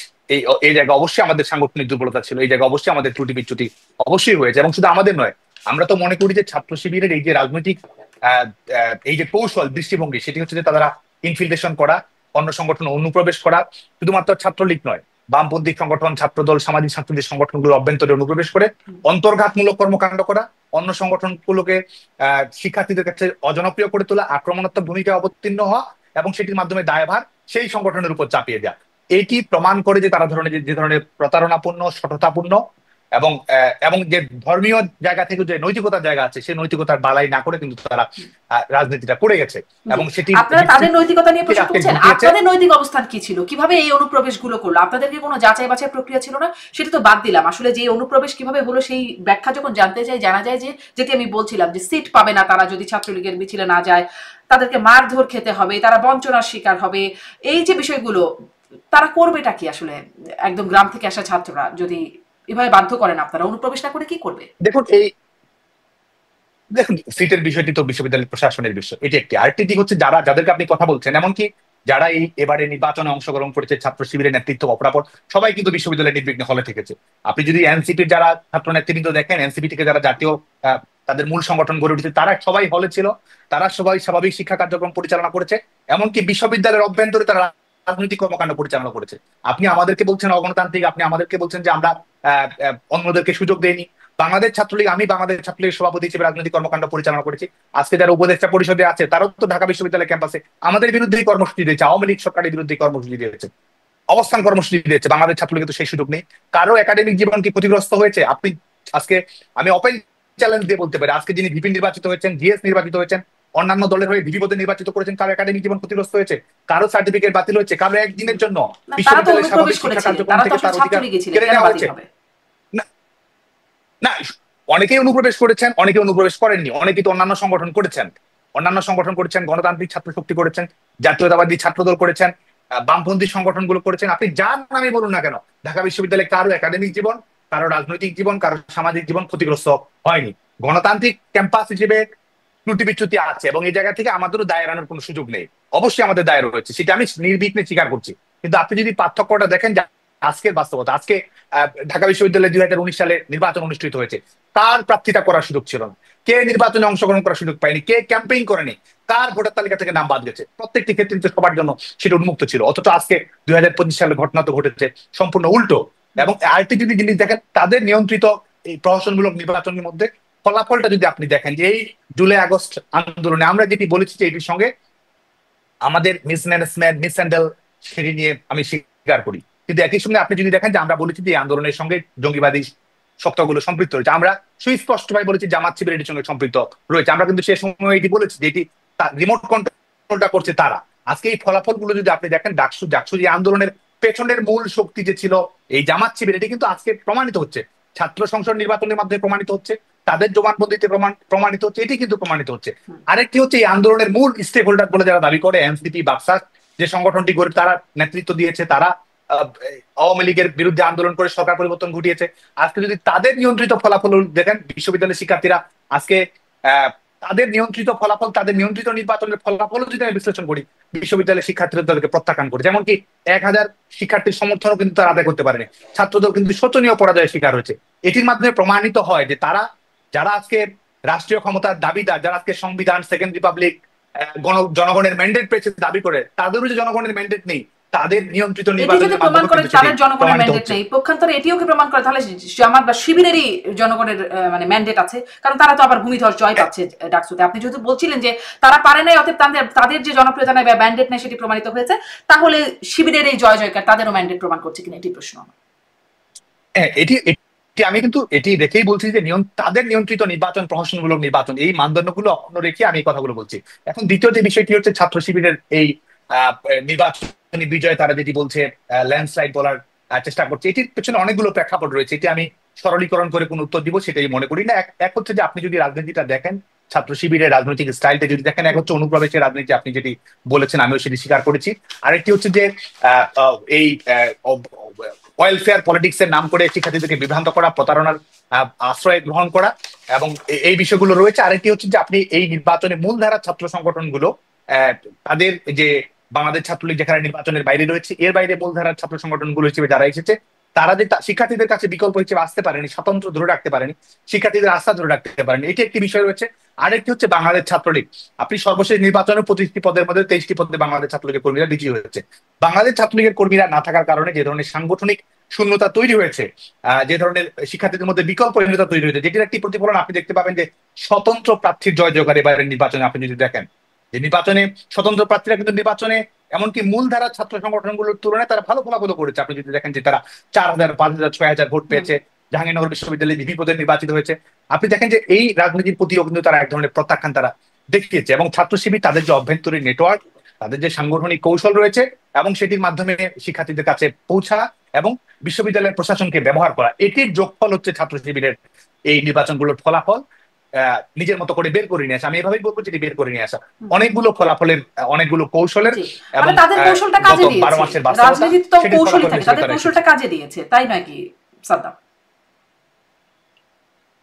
আমি সবগুলো ফ্যাক্টরকে একসঙ্গেই বলবো। এক হচ্ছে যে বিশ্ববিদ্যালয় প্রশাসনের প্রত্যক্ষ সহযোগিতা, বাংলাদেশ ছাত্রলীগের নির্বাচনে অংশগ্রহণ না করার কারণে সাংগঠনিক শূন্যতা, মূলধারার ছাত্র সংগঠনগুলো শিক্ষার্থীদের আস্থা হিসেবে, প্রতিফলিত হিসেবে নিজেকে প্রমাণিত করতে না পারা, তাদের দীর্ঘদিনের প্রস্তুতি, তাদের অর্থায়নের রাজনীতি, এবং এই ছাত্র রাজনীতি এবং বিশ্ববিদ্যালয়কে ক্যাম্পাস কেন্দ্র করে তাদের যে ইকোসিস্টেম, তাদের কোচিং নির্ভর ছাত্র রাজনীতি, তাদের আর্থিক সহযোগিতা রাজনীতি, এটির মাধ্যমে শিক্ষার্থীদের সামাজিক ভাবে প্রভাবিত করার চেষ্টা করা, জামায়াতের পুরো নেটওয়ার্ক ব্যবহার করা, এবং এটির মাধ্যমে ওয়েলফেয়ার পলিটিক্স এর মাধ্যমে শিক্ষার্থীদের কাছে যাওয়ার চেষ্টা করা, এবং ভণিতার আশ্রয় গ্রহণ করা, প্রতারণার আশ্রয় গ্রহণ করা। আপনি বিশ্বাস করেন এক ধরনের উগ্রবাদী রাজনীতিতে, বিশ্বাস করেন ধর্মীয় রাজনীতিতে, অথচ আপনি শিক্ষার্থীদের কাছে যাচ্ছেন, আপনি এক ধরনের লিবারেলিজমের তকমা, উদার রাজনীতির তকমানে আপনি যাচ্ছেন। আপনি বিশ্বাস করেন নারীদেরকে গৃহবন্দী করার ক্ষেত্রে, নারীর পোশাকের স্বাধীনতা আপনি বিশ্বাস করেন না, অথচ আপনি যখন যাচ্ছেন তখন আপনি নারীর স্বাধীনতার কথা বলছেন। তো একটি নির্বাচনের বিভ্রান্ত করা সম্ভব, কিন্তু আমি মনে করি যে এটি আসলে আলটিমেটলি এটি ফলাফল দেবে না।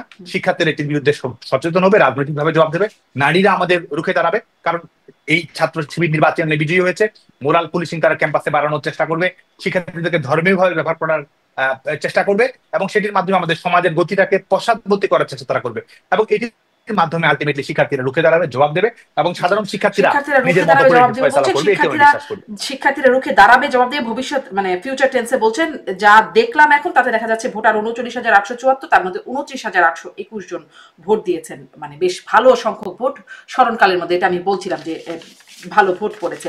একটু আসি যে জাকসু নির্বাচনে যিনি নির্বাচিত হলেন ভিপি, তাছাড়া আবার ওই বাকি সব প্যানেলে শিবিরের জয় জয়কার, হয়তো কিছু দু একটা স্বতন্ত্র, আর বাকি সবে শিবিরের জয় জয়কার। জিতু হলেন ভিপি, তিনি সাবেক ছাত্রলীগার, এবং তিনি গণ অভ্যুত্থানের সময় ছাত্রলীগ ছেড়ে এসেছেন, ছাত্রলীগের মারও খেয়েছেন তিনি। তার সাথে কি এখন আপনাদের যোগাযোগ আছে ছাত্রলীগ হিসেবে? দেখুন, একটি মজার কথা হচ্ছে যে সে হয়তো ঢাকা বিশ্ববিদ্যালয়ের প্রশাসন যদি নির্বাচনে তদারকির দায়িত্ব থাকতো, তার হয়তো প্রার্থিতা থাকতো না ঢাকা বিশ্ববিদ্যালয়ের যে মানদণ্ড অনুসরণ করেছে, কারণ ছাত্রলীগের কর্মী হওয়ার কারণে তারও প্রার্থিতা বাতিল হয়ে যাওয়ার কথা। আর আমরা এখন যেটি করছি, অংশগ্রহণ করেছেন না, ছাত্রলীগের পত্রিকা তার রয়েছিল, ছাত্রলীগের পত্রিকা রয়েছে সাংগঠনিকভাবে বাংলাদেশ ছাত্রলীগের সবাই গুপ্ত হিসেবে সবাই দেখলাম, শিবিরের সবাই, এনসিপির অনেকেই ছাত্রলীগে উল্লেখযোগ্য নেতারা। সে কারণেই তো বিশ্ববিদ্যালয় প্রশাসনকে একই মানদণ্ড তো সবার ক্ষেত্রে অনুসরণ করে। যারা আসলে ওই গণ অভ্যুত্থানে প্রমাণ করে আসতে পেরেছে তারা ছাত্রলীগ থেকে বাদ হয়ে গেছে, আর যারা গণ অভ্যুত্থানে ঠিক প্রমাণ করতে পারেনি তারা মানে ছাত্রলীগ হিসেবেই ধরে নেওয়া হচ্ছে। এটাই মনে হয় মানদণ্ড। এই সার্টিফিকেটটাই তারা দিচ্ছে। যখন যখন আপনার সামাজিক বিশ্বাস, যখন আপনার রাজনৈতিক বিশ্বাস, আপনার তো আন্দোলন করার অধিকার আছে, আন্দোলনের বিপক্ষে যাওয়ার অধিকার আছে, এটা তো আপনার নাগরিক স্বাধীনতা। আপনি যখন সার্টিফিকেট দিচ্ছেন, তার মানে সমাজটাতে মোটামুটি একটা ধরনের ফ্যাসিস্ট বন্দোবস্ত প্রতিষ্ঠিত হয়ে গেছে, সেটিতে কিন্তু একটি প্রমাণ যে আপনি সেই সার্টিফিকেটটা তারা দিবে, সেই সার্টিফিকেটটা দেওয়ার পরে আপনার রাজনৈতিক অধিকার আছে, সেই সার্টিফিকেটটা দেওয়ার পর আপনি বিরোধিতা করতে পারবেন, সেই সার্টিফিকেটটা পাওয়ার পরে আপনি প্রার্থীতে অংশগ্রহণ করতে পারবেন। তো আপনি যেটি বলছিলেন সেটি হচ্ছে যে আমরা বাংলাদেশের শিক্ষার্থীদের সঙ্গে আমাদের সম্পৃক্ততা রয়েছে। আমরা সাধারণ শিক্ষার্থীদের সঙ্গে এখন আমরা যোগাযোগ রক্ষা করি, এবং শিক্ষার্থীদের পাশে থাকা, তাদের ঐক্যবদ্ধ করা, এমনকি প্রগতিশীল ছাত্র সংগঠনগুলোর সঙ্গে আমাদের যোগাযোগ রয়েছে। আমরা অবশ্যই একটা বৃহত্তর গণতান্ত্রিক ঐক্য গড়ে তোলার জন্য আমরা কাজ করছি, যেন গণতান্ত্রিক বাংলাদেশ ও মুক্তিযুদ্ধের অঙ্গীকারের বাংলাদেশ, এই ব্যাপারে মোটা দাগে যেন ছাত্র সংগঠনগুলো একমত হয়, সেই লক্ষ্যে আমরা কাজ করার চেষ্টা করছি। কারণ আমরা মনে করি যে মৌলবাদ প্রতিবাদ করা, মৌলবাদ প্রতিরোধ করা, সেটির জন্য আমাদের একটি দায়বদ্ধতা রয়েছে, এবং বাংলাদেশে যে অস্থিতিশীলতা তৈরি হয়েছে, যে নিরাপত্তাহীনতা তৈরি হয়েছে, এবং বিশ্ববিদ্যালয়ে যে ধরনের আমরা দেখতে পাচ্ছি যে বিশ্ববিদ্যালয়ে যতটা না শিক্ষা প্রতিষ্ঠান, বিশ্ববিদ্যালয়গুলো কিন্তু পার্টি অফিসে পরিণত হয়েছে, বিশ্ববিদ্যালয়গুলো কিন্তু রাজনৈতিক প্রতিষ্ঠানে পরিণত হয়েছে অনেকটা, যেখানে শিক্ষার্থীদেরকে রাজনৈতিকভাবে ব্যবহার করার চেষ্টাটি আমরা সবচেয়ে বেশি দেখতে পাচ্ছি। তো যে কারণে অবশ্যই, এবং আপনি যদি লেজুর ভিত্তিক ছাত্র রাজনীতি, যেটি নিয়ে সবাই কম বেশি সমালোচনা করে, সেটি নিয়ে অবশ্যই আমাদের জায়গা থেকে সমালোচনার জায়গা রয়েছে, সেটি নিয়েও যদি আমরা কথা বলি যে এই নির্বাচনকে কেন্দ্র করে লেজুর ভিত্তিক রাজনীতির যে প্রদর্শনী, যেটিকে বিশ্ববিদ্যালয়ের শিক্ষার্থীরা না বলেছে, রেড কার্ড দেখেছে, সেটির বিরুদ্ধে তারা কণ্ঠস্বর উপস্থাপন করছে, অথচ আপনি দেখবেন যে এই নির্বাচনকে কেন্দ্র করে জামায়াতের যে জেলা নেতৃবৃন্দ, বিএনপির যে জেলা নেতৃবৃন্দ, তারা কিন্তু শিক্ষার্থীদেরকে আতঙ্কিত করার চেষ্টা করছে, শিক্ষার্থীদের অভিভাবকের কাছে লেজুর যাওয়ার ভিত্তিক চেষ্টা এটার করছে। বিরুদ্ধে সেটির কথা মাধ্যমে হয়েছে, কিন্তু অথচ কখনো এটা নির্বাচনটি ছাত্র প্রতিফলন হয় সংসদ। নাই। আগেও আমরা দেখতাম ছাত্রলীগের কমিটি করে দেন আওয়ামী লীগের সিনিয়র নেতারা, এই বিষয়গুলো আমরা দেখতাম। অতএব লেজুর ভিত্তিক এটির সমালোচনা হলেও এখান থেকে কখনোই বের হয়ে আসা হয় নাই। আপনি অনেক সমালোচনা, নিজেদের আত্মসমালোচনার জায়গাটা করছিলেন, সাধুবাদ আপনাদের। কিন্তু সেই প্রসঙ্গে আমি আরেকটু জিজ্ঞাসা করি, ভারতীয় এমপি প্রভাবশালী রাজনীতিবিদ শশী থারুর, তিনি শিবিরের এই জয়ে তিনিও একরকম উদ্বেগ প্রকাশ করছেন এবং তিনি বলছেন যে মূলধারার যে রাজনৈতিক দলগুলো, আপনিও এরকম একটা ইঙ্গিত দিয়েছিলেন, আওয়ামী লীগ, বিএনপি, বা তাদের আসলে করাপশন, তাদের অনিয়ম, দুর্নীতি বা অপকর্মের কারণে এই এই শিবিরের এমন জয় জয়কার, মানুষ এভাবে তাদেরকে বেছে নিচ্ছে। এই প্রসঙ্গে আপনি কি বলবেন?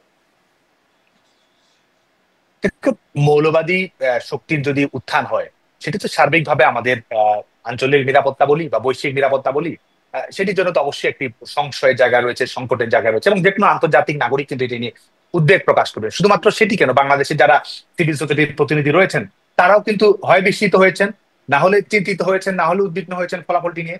এবং আপনি যখন মূলধারা রাজনীতির যে দুয়ারটি রয়েছে সেটি যখন আপনি বন্ধ করে দিবেন, আপনি যখন রাজনীতির পজিটিভ কম্পিটিশনটি আপনি যখন বন্ধ করে দিবেন, আপনি যখন গণতান্ত্রিক প্রতিযোগিতাকে আপনি যখন বন্ধ করে দিবেন, তখন কিন্তু রাজনীতিতে স্বাভাবিকভাবে ডানপন্থী শক্তির উত্থানের একটি সুযোগ তৈরি হবে। তো সেটি নিয়ে তো সংশয়ের জায়গা অবশ্যই রয়েছে। এবং বাংলাদেশে আজকে দেখুন যে বাংলাদেশে যখন আজকে একটি সিকিউরিটি লেস ললেস রাষ্ট্রে যখন পরিণত হয়েছে, জনগণের ম্যান্ডেট, আপনি যখন সার্বিকভাবে গোটা বাংলাদেশের রাজনীতিতে যখন আপনি জনগণের প্রতিনিধিত্ব নেই, তখন কিন্তু এই অন্ধকারের শক্তিগুলো, এই কারণ হিসেবে তিনি যেটি বলছেন, এটি আপনাদের ব্যর্থতা, আপনাদের অপকর্ম, মানে মূল যে দলগুলো, প্রতিষ্ঠিত দল, তাদের ব্যর্থতা এবং অপকর্মের কারণেই এখন তাদের উত্থান করছে, মানে শিবিরের উত্থান করছে বা জামাতের উত্থান করছে, বিস্তার করছে।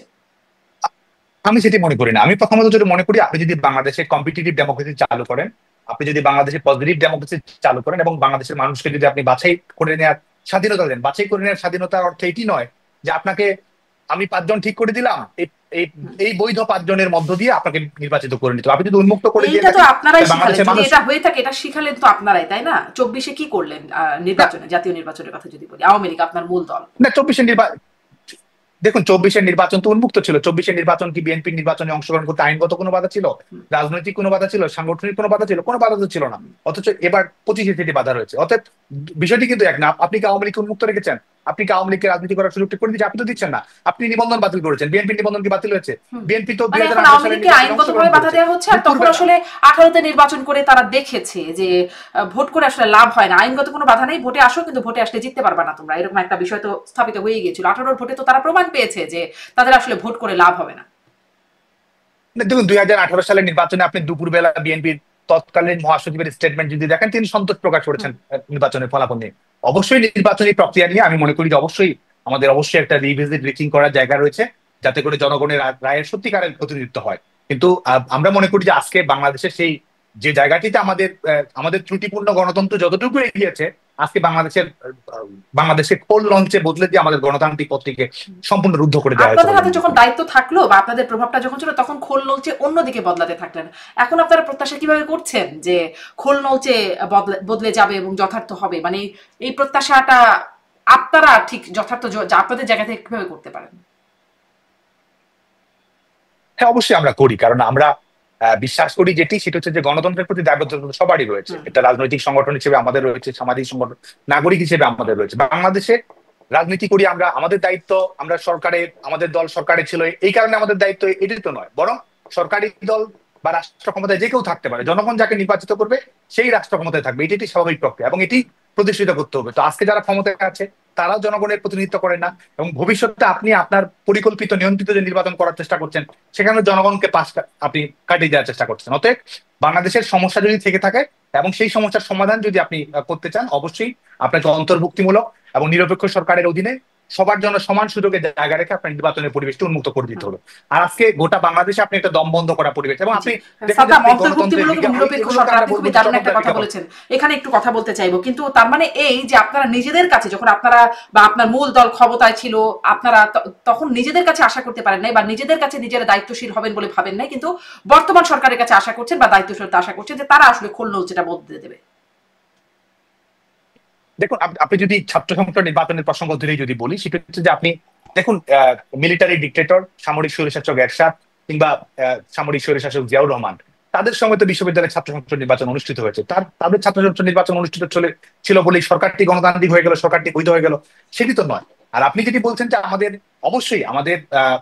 অবশ্যই সামনের দিকে তাকাতে হবে, আমাদের অবশ্যই সামনের দিকে তাকাতে হবে, এবং যে সমস্যা যদি থেকে থাকে সেটি সমাধান করার জন্য আমাদের চেষ্টা করতে হবে। এবং এটা যদি আপনি না করেন তাহলে আপনি কি অর্জন করবেন? আপনি কি মনে করেন যে বাংলাদেশে আওয়ামী লীগকে বাইরে রেখে, যেখানে আওয়ামী লীগকে রাজনৈতিক দল হিসেবেও যদি আমি, এখানে তো বিবেচনা সেটি নয়, বিবেচনা হচ্ছে বাংলাদেশের মানুষের আওয়ামী লীগকে সমর্থন করার অধিকার আছে, এবং আপনি যদি সেটি বন্ধ করে দিচ্ছেন এবং আপনি বলছেন যে বাংলাদেশের গণতন্ত্র তো আমাদের প্রতিষ্ঠিত অবশ্যই করতে হবে, আমাদের সমাজকে রাষ্ট্রকে তো গণতান্ত্রিক করতে হবে, তা আপনি সেটি করবেন কিভাবে? আজকে আপনি আওয়ামী লীগ ছাড়া নির্বাচনে অংশগ্রহণ করছেন, তো সেটির মাধ্যমে তো অবশ্যই সেটিকে গণতান্ত্রিক নির্বাচন বলার কোনো সুযোগটি থাকছে না। তার মানে বাংলাদেশের গণতন্ত্রের সংকটটি থেকেই যাচ্ছে, বাংলাদেশের স্থিতিশীলতার সংকটটি থেকেই যাচ্ছে, এবং বাংলাদেশের সরকারের যে বৈধতার সংকটটি সেটি কিন্তু আপনি থেকেই যাচ্ছে। এখন আপনি বলতে পারেন যে বিড়ালের গলায় ঘন্টাটি আসলে বাঁধবে কে, কিন্তু আমাদের তো সেটি বাঁধার চেষ্টা অবশ্যই করতে হবে। মানে আপনারা বাঁধেন নাই, কিন্তু এখন বাঁধার আশা করছেন যে এখন অন্তত বাঁধা হবে।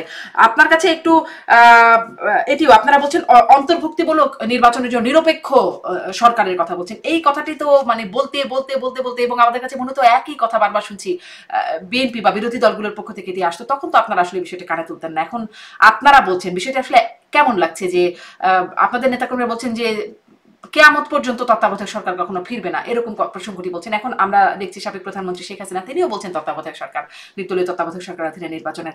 এটি কি আপনাদের একটা নৈতিক পরাজয়ের জায়গা, যে আপনারা যেটি প্রচন্ড অপোজ করেছেন সেখানেই এখন আপনারা দাবি তুলছেন, সেটি কি আপনার নৈতিক একটা মানে কোথাও যে আপনাদের পরাজয়ের জায়গা দেখেন? দেখুন, আপনি যে প্রসঙ্গে বলছিলেন যে আমরা বাধার চেষ্টা করিনি, আমাদের অবশ্যই আন্তরিকতা ছিল, মূল রাজনৈতিক দল এবং সরকারের যে আন্তরিকতা ছিল। আজকে বিএনপির যে রাজনৈতিক অধিকার ছিল 2008 সাল পরবর্তী 2024 সালের 5ই আগস্ট পরবর্তী বাস্তবতায়, সেই অধিকার আওয়ামী লীগের থাকুক আইনগতভাবে রাজনৈতিকভাবে, তারপর জনগণের শক্তি আওয়ামী লীগের দিকে আছে কিনা, সংগঠনের সেই শক্তি সক্রিয়তা আছে কিনা, তাহলে সেটি প্রমাণ হতো। অবশ্যই আমরা সেই প্রমাণ রেখেছি। আজকে সেই প্রমাণ নেই বলেই কিন্তু আমাদের আরো বেশি একটি জোরদার লড়াইয়ের জন্য প্রস্তুতি গ্রহণ করতে হচ্ছে। আর আপনি যেটি বলছেন যে আমাদের একটি রাজনৈতিক দল, অবশ্যই ফ্লেক্সিবিলিটি থাকা প্রয়োজন।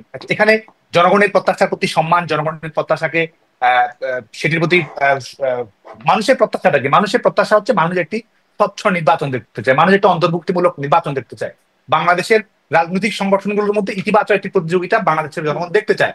তো জনগণের প্রত্যাশার প্রতিফলন ঘটনা, জনগণের প্রত্যাশার প্রতিনিধিত্ব করা, এটি তো একটি রাজনৈতিক দলের মূল দায়িত্ব। একটি হচ্ছে রাষ্ট্রের মালিকানা, জনগণের মালিকানা জনগণের কাছে ফিরে দিতে হবে, এটি রাজনৈতিক দায়িত্ব। গণতান্ত্রিক রাষ্ট্র ব্যবস্থার প্রতি জনগণের রাজনৈতিক দলের দায়িত্ব আছে, সেটি একটি দায়িত্ব। আরেকটি হচ্ছে যে জনগণের প্রত্যাশা এবং সিদ্ধান্তের আলোকে, কারণ জনগণের প্রত্যাশা তো রাজনৈতিক দলের কৌশলের চেয়েও জনগণের প্রত্যাশা প্রতিফলন ঘটানো কিন্তু রাজনৈতিক দলের মূল দায়িত্ব। তো সংগঠন হিসেবে বাংলাদেশ আওয়ামী লীগ, বাংলাদেশ ছাত্রলীগ সেটি রিফ্লেকশন ঘটানোর চেষ্টা করছে। এটি তো সংগঠনের দুর্বলতা নয়, এটি সংগঠনের শক্তি বলে আমি মনে করি। জি নিশ্চয়ই, জনগণ আসলে সবসময় এই প্রত্যাশা করেছে তাদের প্রতিনিধি তারা বাছাই করবে, নির্বাচন সুষ্ঠু হবে, কিন্তু তখন সেই প্রত্যাশাটা আপনারা তখন বোঝেন না, কিন্তু এখন খুব বুঝছেন এবং আমলে নিচ্ছেন। যাই হোক, সাধুবাদ আপনাদের এই আমলে নেবার বিষয়টি। আপনি বলছিলেন যে জোরদার লড়াইয়ের জন্য আপনারা প্রস্তুতি নিচ্ছেন, আসলে কেমন প্রস্তুতি আপনাদের সেটাও একটু জানতে চাই। সামনে যেহেতু ছাত্রলীগ একদম তো নিষিদ্ধই, আওয়ামী লীগের রাজনৈতিক কর্মসূচি নিষিদ্ধ, আপনাদের লড়াইয়ের প্রস্তুতিটা কেমন? আমরা অবশ্যই আমরা এই যে প্রতিকূল বাস্তবতা, এই প্রতিকূল বাস্তবতার মধ্যেও আমরা সংগঠিত হওয়ার চেষ্টা করছি, অর্গানাইজ করার চেষ্টা করছি, এবং আমাদের কর্মকাণ্ড নিয়ে আমরা রিভিজিট করার চেষ্টা করি। আমাদের আত্মসমালোচনার জায়গা রয়েছে, ত্রুটি বিচ্যুতির জায়গা থাকলে সেগুলো কারেকশনের জায়গা রয়েছে, সেটি আমরা চেষ্টা করি। কিন্তু আমরা মনে করি যে আজকে বাংলাদেশে যে বাস্তবতা তৈরি হয়েছে, এই বাস্তবতায় আমাদের আন্দোলনের কোনো বিকল্প নেই, এবং সেই আন্দোলন বাস্তবায়িত করার জন্য, সেই আন্দোলন কিন্তু আমাদের ক্ষমতায়িত হওয়ার জন্য নয়, সেই আন্দোলন জনগণকে ক্ষমতায়িত করার জন্য, সেই আন্দোলন বাংলাদেশের ডেমোক্রেটিক ট্রানজিশনকে স্টেবল করার জন্য, টেকসই করার জন্য, এবং গণতান্ত্রিক রাষ্ট্র ব্যবস্থাকে শক্তিশালী করার জন্য কিন্তু আমরা সেটি করছি। কারণ আপনি দেখুন, আপনি নিজে আত্মতৃপ্ত থাকলেন, আত্মতৃপ্ত থেকে আপনি একটা নির্বাচন, আমি তুমি এবং দামির একটা নির্বাচন করে কাউকে ক্ষমতায় দিয়ে দিলেন। এটি কি বাংলাদেশের যে গণতান্ত্রিক পথ চলা, সেই গণতান্ত্রিক পথ চলাকে এটি কি সমস্যা থেকে সমাধান করবে, নাকি সমস্যাটা আরো বিস্তৃত করবে, সমস্যার বিকেন্দ্রীকরণ ঘটাবে? তো সেটি তো ঘটার সম্ভাবনা রয়েছে। বাংলাদেশকে যদি আপনি স্থিতিশীল গণতান্ত্রিক প্রতিযোগিতাপূর্ণ, মানে আপনি কি এটা এখনকার কথা বলছেন নাকি 24-এর নির্বাচনে? আপনি যদি আমি তুমি দামির কথা বলছেন। জি না, অবশ্যই বর্তমান সময় যেটি রয়েছে সেটিকে কেন্দ্র করে বলছি, যেটি হতে যাচ্ছে সেই নির্বাচনকে কেন্দ্র করে বলছি। কারণ এই যে নির্বাচনটি আপনি পরিকল্পনা করছে এই দখলদার সরকার, সেই দখলদার সরকার আপনি নির্বাচনের আগেই রাজনৈতিক দলকে কিন্তু শুধুমাত্র নিষিদ্ধ করে নেয়। আমি একজন সচেতন রাজনৈতিক কর্মী হিসেবে মনে করি বাংলাদেশের জনগণের অর্ধেক জনগোষ্ঠীর ভোটাধিকারই কেড়ে নেওয়া হয়েছে। অর্ধেক জনগোষ্ঠী, সংখ্যাগরিষ্ঠ জনগোষ্ঠী যাকে সমর্থন করা করার জন্য ভোট কেন্দ্রে যেত, আপনি তখন আপনি সেই সমর্থনটি করার সুযোগ করে দিচ্ছেন, বাতিল করে দিচ্ছেন, তার মানে আপনি জনগণের এজেন্সি আপনি কেড়ে নিচ্ছেন। তো সেই জায়গা থেকে তো আপনার সেই একটা জনগণের যে অধিকার আছে সেই অধিকারটাকে আপনি কুক্ষিগত করছেন আগে থেকেই। তো সেই জায়গা থেকে এবং আপনি ফলাফল আপনি দেখুন যে আপনি কি মনে করেন, আমি আজকে খোলামেলা যদি বলি, একেবারে বৈঠকি ঢঙ্গে যদি বলি, যে আওয়ামী লীগ ছাড়া বাংলাদেশে যদি কোনো নির্বাচন হয়, সেই নির্বাচনটি আপনি কেমন হবে, সেই নির্বাচনের ফলাফলটা কিন্তু আগে থেকে নির্ধারণ করে দিতে হবে। সেখানে আপনার সমঝোতার ফলাফল তৈরি করতে হবে। বিএনপি এতটি আসন পাবে, জামায়াতকে এতটি আসন দিতে হবে, এনসিপি কে এতটি আসন দিতে হবে। এবং আরো খোলামেলা করে যদি বলি, বিএনপি কে দায়িত্ব নিতে হবে যে এনসিপির এই প্রার্থীটা বিজয়ী হবে, বিএনপি কে দায়িত্ব নিতে হবে তার এই এই অন্যান্য রাজনৈতিক দলের প্রার্থীটাকে তারা বিজয়ী করতে হবে। পূর্ব নির্ধারিত ফলাফল যাবে, তার মানে আরো স্পষ্ট করে ফলাফলটা আসলে ইলেকশন কমিশন দিবে না, ফলাফলটা দিতে হবে নয়াপল্টন থেকে। তো যে নির্বাচন আপনি পরিকল্পনা করছেন, ডাকসু আপনার নির্বাচনে পরিকল্পিত নির্বাচন কিন্তু নয়াপল্টন দিতে পারলো না, মানে এরকম ধারণা একদম ছিল না। আপনি যা বলছেন সেই ধারণাটা যে একদম ছিল না তা না, এরকম একটা ধারণা প্রচলিত ছিল, কিন্তু ডাকসু নির্বাচন বা জাকসু নির্বাচন সেই ধারণাটাকে অনেকটাই কিন্তু বদলে দিয়েছে। মানুষের মানে এই ধারণা থেকে অন্যরকম ধারণা বা অন্যরকম ভাবে ভাবতে শেখাচ্ছে না সাদ্দাম। দেখুন, ছাত্র সংসদ নির্বাচন অবশ্যই গুরুত্বপূর্ণ, সেখানে ম্যান্ডেট রয়েছে, তরুণ প্রজন্মের প্রত্যাশা রয়েছে, কিন্তু সেটিকে যদি আপনি জাতীয় রাজনীতির প্যারামিটার ভাবেন, গণ অধিকার পরিষদের থেকে ছাত্র অধিকার পরিষদ থেকে ডাকসুর ভিপি আমাদের সময় নির্বাচিত হয়েছে, আওয়ামী লীগ সরকার সেটি মেনে নিয়েছে, শিক্ষার্থীদের ন্যায্য রায়কে সমর্থন দিয়েছে, সরকারের পক্ষ থেকে সহযোগিতা করেছে। তো তার মানে কি গণ অধিকার পরিষদ বাংলাদেশের রাষ্ট্র ক্ষমতায় আসেন না? আমি যে পয়েন্টটি বলছি সেটা হচ্ছে যে রাষ্ট্র ক্ষমতায়, তার মানে কি গণ অধিকার পরিষদ রাষ্ট্র ক্ষমতায় আসীন হওয়ার দল ছিল? ডাকসুর ভিপি বাসদ থেকে হয়েছে, জাসদ থেকে হয়েছে, তারা কি বাংলাদেশের রাষ্ট্রীয় রাজনৈতিক ক্ষমতার হিস্সাদার হয়ে গেছে, জিম্মাদার হয়ে গেছে? আসলে তো সেটি হয়নি। একটি ছাত্র সংসদ নির্বাচনে, এক বছরের একটি নির্বাচনে যে কেউ বিজয়ী হতে পারে, কারণ শিক্ষার্থীরা নানা প্যারামিটার থেকে একজন প্রার্থীকে বেছে করে, ব্যক্তিগত জায়গা থেকে পছন্দ করতে পারে, আদর্শিক জায়গা থেকে পছন্দ করতে পারে, সাংগঠনিক কৌশলের কারণে একজন বিজয়ী হতে পারে, বাস্তবতার কারণে পছন্দ করতে পারে, ক্যাম্পাস ট্রেন্ডের কারণে পছন্দ করতে পারে। কিন্তু সেটার মাধ্যমে গোটা বাংলাদেশের জনমিতির আপনি একটি প্রতিফলন পাচ্ছেন, সেটি মনে করার কোনো কারণ নেই। আর আপনি যেটি বললেন যে অবশ্যই ছাত্র সংসদের ভিপি যিনি ছিলেন আমাদেরই সঙ্গে নির্বাচিত হয়েছিলেন ডাকসুর ভিপি নুরুল হক নূর, তার সঙ্গে অনেক অনাকাঙ্ক্ষিত ঘটনা অবশ্যই ঘটেছে, এটি অবশ্যই আমাদেরকে স্বীকার করতে হবে, এবং সেই রাজনৈতিক সংস্কৃতি থেকে বের হওয়ার জায়গা থেকে অবশ্যই আমার চিন্তা ভাবনা, অবশ্যই আমাদের মূল্যায়ন রয়েছে। জি, আপনি সেটাকে অনাকাঙ্ক্ষিত ঘটনা বলছেন, তার জন্য আপনারা দুঃখ প্রকাশ করছেন।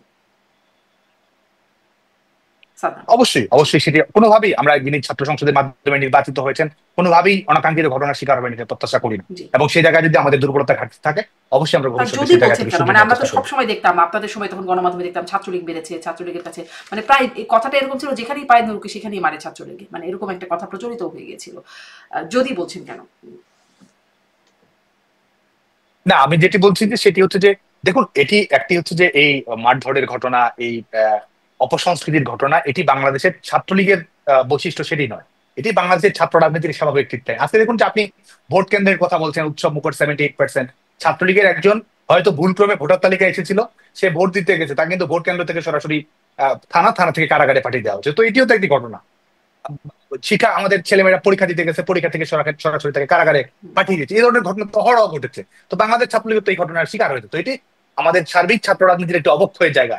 এটির জন্য কোন একটি সুনির্দিষ্ট ছাত্র সংগঠনকে দায়ী করা এটি সুচিন্তিত নয় বলে আমি মনে করি। বরং আমি মনে করি যে আমাদের যেটুকু দায় যদি থেকে থাকে সার্বিক ছাত্র রাজনীতির অবক্ষয়গত জায়গা থেকে, কিংবা আমাদের দৃষ্টিভঙ্গিগত জায়গা থেকে, কিংবা আমাদের অনুশীলনের জায়গা থেকে, সেটা অবশ্যই আমরা অবশ্যই পরিবর্তনের জায়গা থাকবে। তাহলে ধরুন, মানে আপনি যেহেতু বলছেন যে যদি ভুল, এই জায়গাটায় ভুল থাকলে বা এটা ঠিক হয় নাই, এই বিষয়টা যেহেতু আপনারা আত্মসমালোচনার জায়গায় করছেন, ধরুন আপনারা আবার ক্যাম্পাসে ফিরতে পারলেন বা কখনো দেশের সক্রিয় রাজনীতি করতে পারলেন, তখন কি আপনাদের এই বিষয়গুলো পরিবর্তন করবেন? ধরুন ছাত্র শিবির পেলেই পেটাতে হবে বা নুরুর মতো যারা থাকবে তাদেরকে পেটাতে হবে, এই বিষয়গুলো কি পরিবর্তন করবেন?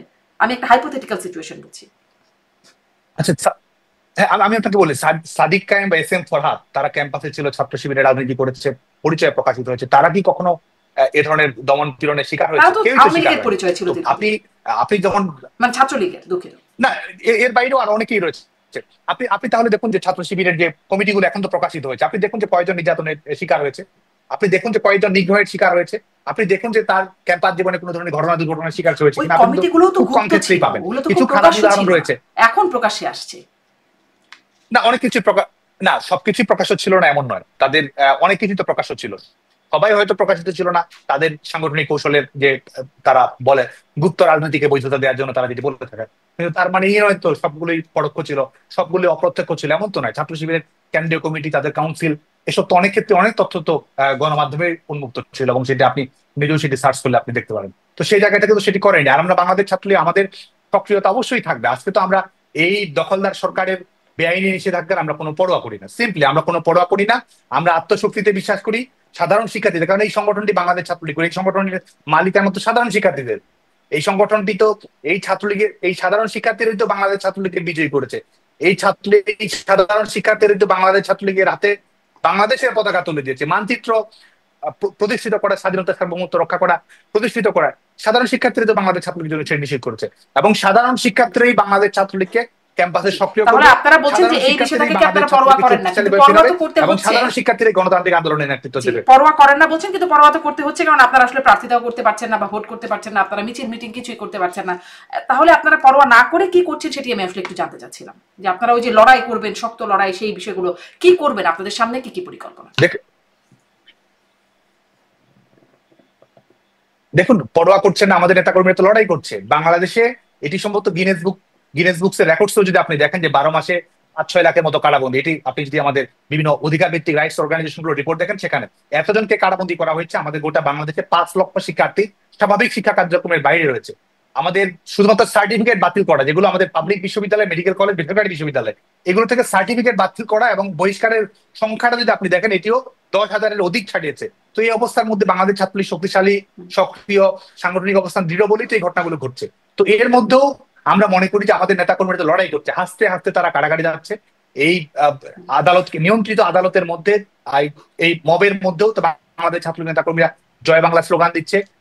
এই দখলদার সরকারের বিদায়ের দাবিতে জনমত সোচ্চার করার চেষ্টা করছে, মানুষের কাছে এটি আপনাদের লড়াই, আপনাদের লড়াই কিরকম হচ্ছে সেটি আসলে জানতে চাচ্ছিলাম। মোটামুটি বুঝলাম যে এটি আপনারা লড়াই, মানে নির্যাতিত হচ্ছেন এবং নির্যাতনের মধ্যে জয় বাংলা স্লোগান দিচ্ছেন, এটি আপনাদের আসলে লড়াইয়ের জায়গাটি।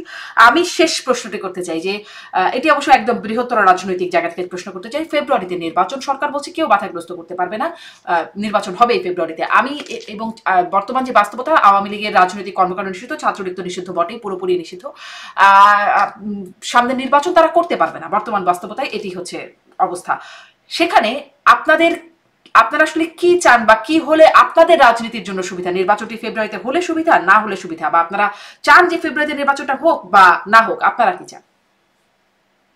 দেখুন, বাংলাদেশের গণতান্ত্রিক সংকটের কিংবা বাংলাদেশের যে ট্র্যাডিশনাল যে সমস্যাগুলো তৈরি হয়েছে, এই সমস্যার সমাধানের একমাত্র উপায় বাংলাদেশের একটা নিরপেক্ষ সরকার প্রতিষ্ঠিত করতে হবে, এবং নিরপেক্ষ সরকারের মাধ্যমে আপনি যদি অন্তর্ভুক্তিমূলক নির্বাচন করতে পারেন, এটি বাংলাদেশের গণতন্ত্রকে টেকসই করবে, এটি আমাদের শান্তি, স্বস্তি, স্থিতিশীলতা নিশ্চিত করবে, এবং এটি সরকারের বৈধতা আপনি পাবেন, যে সরকার নির্বাচনের মাধ্যমে যে সরকারি বিজয়ী আসুক না কেন। যখন এই প্যারামিটার গুলো পূরণ হবে না, তখন কিন্তু বাংলাদেশটাকে আপনি এক ধরনের অস্থিতিশীলতার মধ্যে ঠেলে দিচ্ছেন, আমাদের স্বাধীনতা সার্বভৌমত্বকে আপনি সংকটের মুখে ফেলে দিচ্ছেন। যে কারণে আমরা মনে করি যে এটি, এবং শুধু আমরা সংশয় প্রকাশ করছি কেন, আজকে যারা এই দখলদার সরকারের মূল প্রতিনিধিত্ব রাজনৈতিক দল কিংস পার্টি কি বলছে? কিংস পার্টি কি বলছে? তারা নির্বাচনে অংশগ্রহণ করবে? তারাও কিন্তু বলছে না। তারা এখানে প্রপোর্শনাল রিপ্রেজেন্টেশন নিয়ে কথা বলছে, তারা সেকেন্ড রিপাবলিক নিয়ে কথা বলছে, তারা গণপরিষদ নিয়ে কথা বলছে। আওয়ামী লীগের বাইরেও অন্যান্য রাজনৈতিক দলগুলোর যদি অভ্যন্তরীণ দ্বন্দ্ব, বিবাদ, বিসংবাদের বিষয়গুলো আপনি দেখেন, নির্বাচন নিয়ে কিন্তু তারাই অনিশ্চিত রয়েছে। আর আমরা অবশ্যই মনে করি যে আমাদের এই দখলদার সরকারকে বিদায় করে। এবং আরেকটি বিষয়, আপনি যদি আমি একদম সুস্পষ্টভাবে জানতে চাই, আপনারা কি চান ফেব্রুয়ারিতে নির্বাচনটা হয়ে যাক নাকি না হোক? কি চান আপনারা আসলে? দেখুন, আমাদের একটি প্রত্যাশা এবং এটা আমরা কিন্তু দলীয় স্বার্থের চেয়ে জনগণের স্বার্থকে আমরা সবচেয়ে বেশি দেখি, এবং বাংলাদেশের ভবিষ্যৎটি যেন নিরাপত্তা হয়, আমাদের ডেমোক্রেটিক ট্রানজিশনটা যেন পিসফুল হয়, সেই জায়গা থেকে আমরা বলি যে আপনার প্রথমত হচ্ছে যে আপনাকে নিরপেক্ষ সরকার প্রতিষ্ঠিত করতে হবে, যেই সরকারের নিউট্রালিটি থাকবে, যেই সরকারের ক্যাপাসিটি থাকবে। এই সরকারের শুধুমাত্র নিরপেক্ষতাই তো প্রশ্নবিদ্ধ নয়, এই সরকারের ক্যাপাসিটি রয়েছে, এই ক্যাপাসিটি থেকেও বিশ্বাস করেন এই সরকারের সেই সক্ষমতা রয়েছে কিনা। একটি ছাত্র সংসদ নির্বাচনে আপনি জাকসু নির্বাচন নিয়ে আপনি বলছেন যে অংশগ্রহণ করেছে, জাকসু নির্বাচনের ফলাফল যদি 3 দিন লাগে, তাহলে গোটা বাংলাদেশের নির্বাচনের ফলাফল দিতে কতদিন লাগবে? আজকে যদি জাকসু নির্বাচনে 5টি প্যানেল এই নির্বাচন থেকে সরে আসে, ফলাফল শেষ হওয়ার আগে বর্জন করে, তাহলে সেই নির্বাচনকে আপনি টেকসই কিভাবে করবেন? সেই নির্বাচনের ফলাফলকে কিভাবে আপনি গ্রহণযোগ্য করবেন? সেই নির্বাচন অংশগ্রহণমূলক আপনি কিভাবে করবেন বলে আপনি মনে করেন? তো এই সরকারের নৈতিক জায়গা নেই, এই সরকারের আইনগত বৈধতা নেই, এই সরকারের সেই সক্ষমতা নেই, এবং এই সরকারের সেই আন্তর্জাতিক আস্থাও নেই।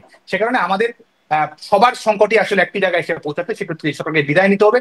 আন্দোলনের মুখে হোক, রাজনৈতিক সমঝোতার মাধ্যমে হোক, কিংবা নিজস্ব উপলব্ধি থেকে হোক, যেভাবেই হোক না কেন, দখলদার সরকারকে বিদায় নিয়ে বাংলাদেশে একটা নিরপেক্ষ সরকার প্রতিষ্ঠিত করে লেভেল প্লেইং ফিল্ডের মাধ্যমে অন্তর্ভুক্তিমূলক নির্বাচন করে জনগণ যাকে রায় দেয়, এবং এটি না করে যদি আপনি একটা নিয়ন্ত্রিত নির্বাচন করতে চান, সেটি কোনো অবস্থাতেই বাংলাদেশের গণতান্ত্রিক যাত্রা হবে না, বরং সেটি ফ্যাসিবাদী বন্দোবস্তকে আরো টেকসই করা যাত্রা হবে বলে মনে করি। মানে যেটি আপনারা করেছিলেন সেটি আরো টেকসই হয়ে যাবে।